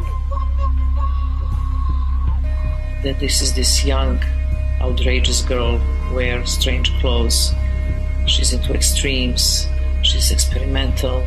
She have 43 million people on the Twitter following her, whatever she do, little monsters. And she came really very humble to my house and asked me if I can teach her. We made this workshop in the woods, and she was such a good student. She never cheated. she really went much farther than I asked her for. She is a limitless human being. As myself, a self-proclaimed pop performance artist, want to go home and slit my wrists, and I am nothing. I have achieved no sense of art. She is so boundless. Čuli za performance zbog Lady Gaga, odjednom su počeli da se interesuju za moj rad, tako da je prešao sam iz te, mislim, normalne kulture u mas kulturu, što je... Marina Abramovic, of course, is in the Podesta emails, and she's the one that conducts the spirit cooking dinners. She said that Marina did an exercise with her where she stripped her completely naked and left her in the middle of the woods to fend for herself and find her way back. Those are the kinds of things that people who are behind the MK Ultra programs do to children that they're mind controlling. We know. Yeah, that goes on for like 8 minutes. We know it. We've talked about it. The Epstein files. We've gone deep into a lot of this satanic pedophile crap. And yeah, it wasn't a joke on SNL. I'm sorry. You can play it up like it was just a comedy skit. But when you've got a woman who was trained by Hollywood's witch, Brima Abramovich, it wasn't a joke. It wasn't a joke. We all know it. Anyways, I think we are almost out of here. Let's hit Meme Alley, and then we can get the hell out of here, because I am done sitting in this chair for the day. I can tell you that. The memes are hot and fresh today. Thank you guys for joining me and hanging out for the whole show. America's students in 2030 getting executed for refusing to join the Israeli army. Is that a joke or a prediction? I don't know. I'll let you know in 2030. And this one cracked me up. Somewhere in America, a group of 100-year-old vampires who've been quietly collecting Social Security are now, Elon Musk has cut them off. They're going to be held to pay. The vampires are pissed. They want their Social Security back. 150 years, 200 years. They've been collecting. What the hell are they supposed to live on now? And let me see. When you try to pronounce the name of your prescriptions, but accidentally summon Satan instead. This is what I feel like when I call the pharmacy. Like, just give me the number. Just give me the number. I can't say the name of this. I don't know what it is. And let's see. What is this one? Come on, inner peace. I haven't got all fucking day. Yeah, that's right. Find your inner peace, but don't let it take all fucking day. And this is funny. This is for any Gen Xers out there, because it's true. This was how we were raised. And when y'all are saying that y'all used to drink from the hose, were sinks not an option? For fuck's sake. Who's going to tell him? You want me to tell him? I'll tell him. We weren't allowed in the house. I don't know why that's so hard for people to understand. Our childhood was like one never-ending episode of that TV show Survivor, okay? Sure. We are indestructible. We've never sat in car seats. Nobody's ever given us swimming lessons. We've all been either shot with a BB gun or stabbed with a fucking jart. The television stations had to make a commercial reminding our parents that they had kids. I shit you not. Every night on the 10 p.m. news, a voice would come on and say, "It's 10 p.m. Do you know where your children are?" Yep. To remind our parents that they had fucking kids. Mm-hmm. So, no, sir, shirtless with the beanie, sinks were not an option. Sinks were not an option. Get the hell outside. I don't know how many times I heard that as a kid. All summer. Get the hell outside. All weekend. Get the hell outside. Quit running in and out. Hey, there was times when they locked the fucking door because we ran in and out too much, right? That was too funny. Warning, tequila consumption will make you believe you are whispering. I assure you, you are not. I'm so guilty of that. When I drink, I get loud. My volume goes up about 10-folds when I'm drinking. And let's see. Warning, dark sense of humor can be dementia warnings. Every single person on my friends list. Yes. We're all screwed. There is just not enough time in the day for all the stuff I'm not going to do. That's so true. Oh my God. There's so much I look at that I want to do that I never get to. Oh, I'm gonna redo that planter. I'm gonna pull everything out of that. Oh, I'm gonna rearrange that room. Yeah, no, it never happens. It never whatever happens. But that's okay. It's okay. We deserve to just go at it at our own pace. So you got rid of junk food. Now let's get rid of junk light. Yes, this is a great meme. Don't fall for these stupid smart lights that they've got us on that are going to last 10,000 fucking years. They are terrible for you. They do all kinds of terrible shit to your brain. And some people say they're listening to you. Just saying. Conspiracy. This one's cute. You can only take one dog home. Who are you taking home? Let's see. You got Scooby. You got Clifford. You got Brian. What was that dog? Cowardly. The cowardly dog. You got Snoopy. You got Bluto. You got Astro. You got Droopy. I love Droopy. Goofy or Lady and the Tramp. You can only take one home. I mean, I love Snoopy, I do, but Droopy was always so fucking funny. He's so negative. I probably go with the Droopy because I love the negative. Brian talks too much. He never shut up. Scooby just wants Scooby snacks all the fucking time. And I've never understood the difference between Goofy and Bluto, other than Goofy can talk. I don't know. Asteroid seems a little high strung. So I think I'm going with Droopy. Is that his name? I think that's his name, right? Droopy. Everybody's saying Snoopy. Aw, Lady in the Tramp, Chili. Yeah, they're kind of be sweet, right? Astro, Snoopy, Courage, that's his name, Courage. I always liked Courage. That was a funny cartoon. My kids would watch it when they were little, and of course I would come in the room and kind of watch some of it. Yeah, definitely. Pondering. Lassie's not even on the list, but Lassie's a good choice. Brian, you would take Brian. Yeah, Brian's funny, but he's a liberal. He drives a fucking Prius. Like, come on. He probably has a Tesla by now. I don't know. I quit watching the show. Anyways, I thought that was fun. Remember, rest is a requirement, not a reward. It does not need to be earned. Yes, I want to remind all of you, take a rest if you need one. We all need rest. The body needs to rest. Don't feel like you have to earn it and just go take it. And when the vacuum cleaner is turned on, this is my cat. My cat has flashbacks. I don't even know where to or why, but my cat freaks the fuck out like somebody killed his entire family with that vacuum cleaner. It's too funny. And cats like to be involved in whatever their owner is doing. I haven't gone to the bathroom without my cat in years. As soon as I head for the bathroom, she's there. If I go in and shut the door, all of a sudden I hear meow, meow, meow, and then she scratches at the door. So yes, my cat's always with me in the bathroom. Sometimes it's annoying though. Sometimes I'm just like, oh, can you leave me alone? Remember, sunflowers are a reminder to be strong, stand tall, and always find the light. That's kind of a reminder to myself. You guys know I love the sunflowers. I stopped and picked up a pack of sunflower seeds the other day. I'm going to start getting them in the ground. We're going to do a sunflower challenge again this year. You know, this will be my third year of doing them for you guys and documenting them. I've been growing sunflowers for a long time, but we're going to do it again. And just waiting for spring. We got what? A couple more days. 5 more days, 4 more days, and it will officially be spring. I can't wait. We've had snow on and off locally around us. It was snowing yesterday where I live, so I don't know. I'm waiting for the pussy willows. Definitely ready for spring though. Okay, so Beauty and the Boomer. I don't think we're going to do a Beauty and the Boomer on Saturday. I hate to say it. I don't know. Maybe Oz will start feeling better. I haven't talked to him. He went to the doctor this morning, and he's supposed to be getting some test results back. Once I find out, he's got a card built. He's got music already picked out. I mean, we're ready. You guys know I can build a show in one damn day.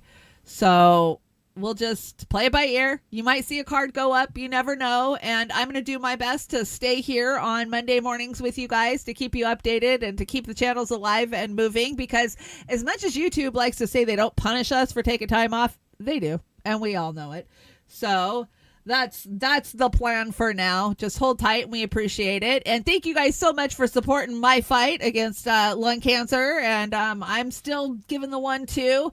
I feel like crap. I'm worn out and I'm tired right now. I feel like I have a little fever, but I'll go take a nap and I'll bounce back. And thank you guys so much for hanging out with me today. You know, you can always help me out by hitting my PayPal or by hitting the Cash App or the Venmo. There is Buy Me a Coffee too. I don't know where the Buy Me a Coffee one went. Anyways, let me check out the chat real fast before we get out of here. Or the chat. Sorry to hear about Oz. Yeah, Steve, I've been so worried about him. So worried about him. I know Oz. You know, we talk behind the scenes almost daily and have for fucking years, 5-6 years now. And he's down and out. He's really suffering, and I hate to see it. And I just want him to feel better, and I want him to get good rest. And I just, it rips my soul out to see him sick and not, you know, not getting what he needs. So hopefully these doctors will start helping him, and we'll get more information about what's going on with him. It seems like there's something more going on. So HLM is doing movie night on Saturday night, so there will be an alternative. Yeah, I saw Kit was live on Saturday night, and I was like, well, that's cool. At least our people have somewhere familiar to go with a chat that they can hang out in. So yeah, if we are not live, definitely go hang out with Kit. I totally say that. But if we're live, you guys better come hang out. That's all I got to say. Take your time, whatever you want. With a peace of mind. Thank you, Catalytic Centaur. It's good to see you. Hi, Grapevine. Thank you guys so much. You guys have been so supportive. You show up as soon as you see me go live, and I'm so thankful for you guys. I'm so thankful for this heartfelt, amazing community that we have, and that's why we fight so hard to get back to you guys to do these shows. And you know, people ask me, what is your show? Do you get paid for it? Like, no, it's a community of people that have watched the world burn together. We're like-minded. We share information, and you guys are sending me stories constantly, and we're just a community. That's all we are. So thank you guys so much for being here for the trailer park and the community. Major 584, good to see you. It says Kick. Are we live on Kick? How the hell are we live on Kick? Oh, just because Oz and I are logged out doesn't mean that we didn't go live. Oh, that's good to know. Hi, Kick. I was scared that we didn't go live on Kick. For some reason, both Oz and I got logged out, and we didn't have time to figure out the keys to get back in. So, hey, good to see you on Kick. Make sure you follow us over on Kick if you are in the land of Kick, because that's going to be our new build since Rockfin gave us the boot and ripped us off after all these years. Anyways, thank you, Rumble, for joining us. And X, the land of X, we had some viewers over there today, too. Let's see. Maybe it died. I don't know. But anyways. Okay, guys, I will see you guys next Monday. I should be bouncing back and feeling better, hopefully, by next Monday. The further I get away from my 28-day cycle of immunotherapy, the better I feel. Anyways, so I will be back on Monday. And Oz did engineer us a great closer this morning. Thank you so much for doing that, Oz. Definitely still helping out. And thank you guys so much. Anyways, I'm going to get out of here. You have a great rest of your week. And I will see you on Monday. And remember, you're always welcome at the trailer park.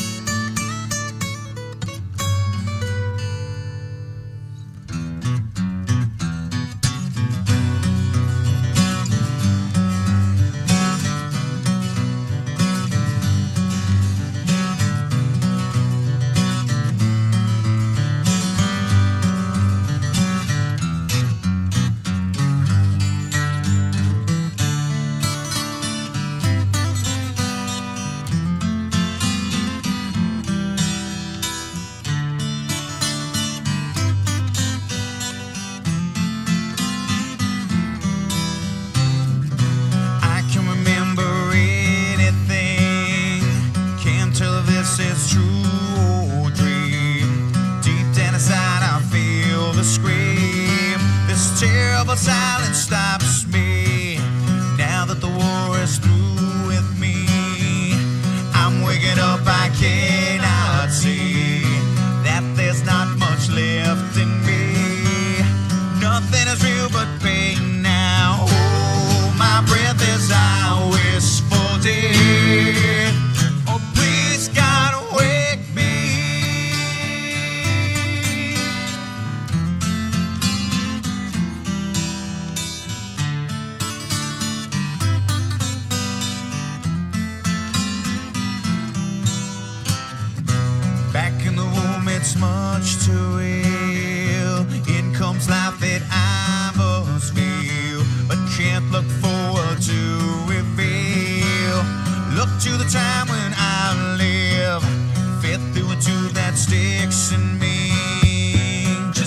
wartime now.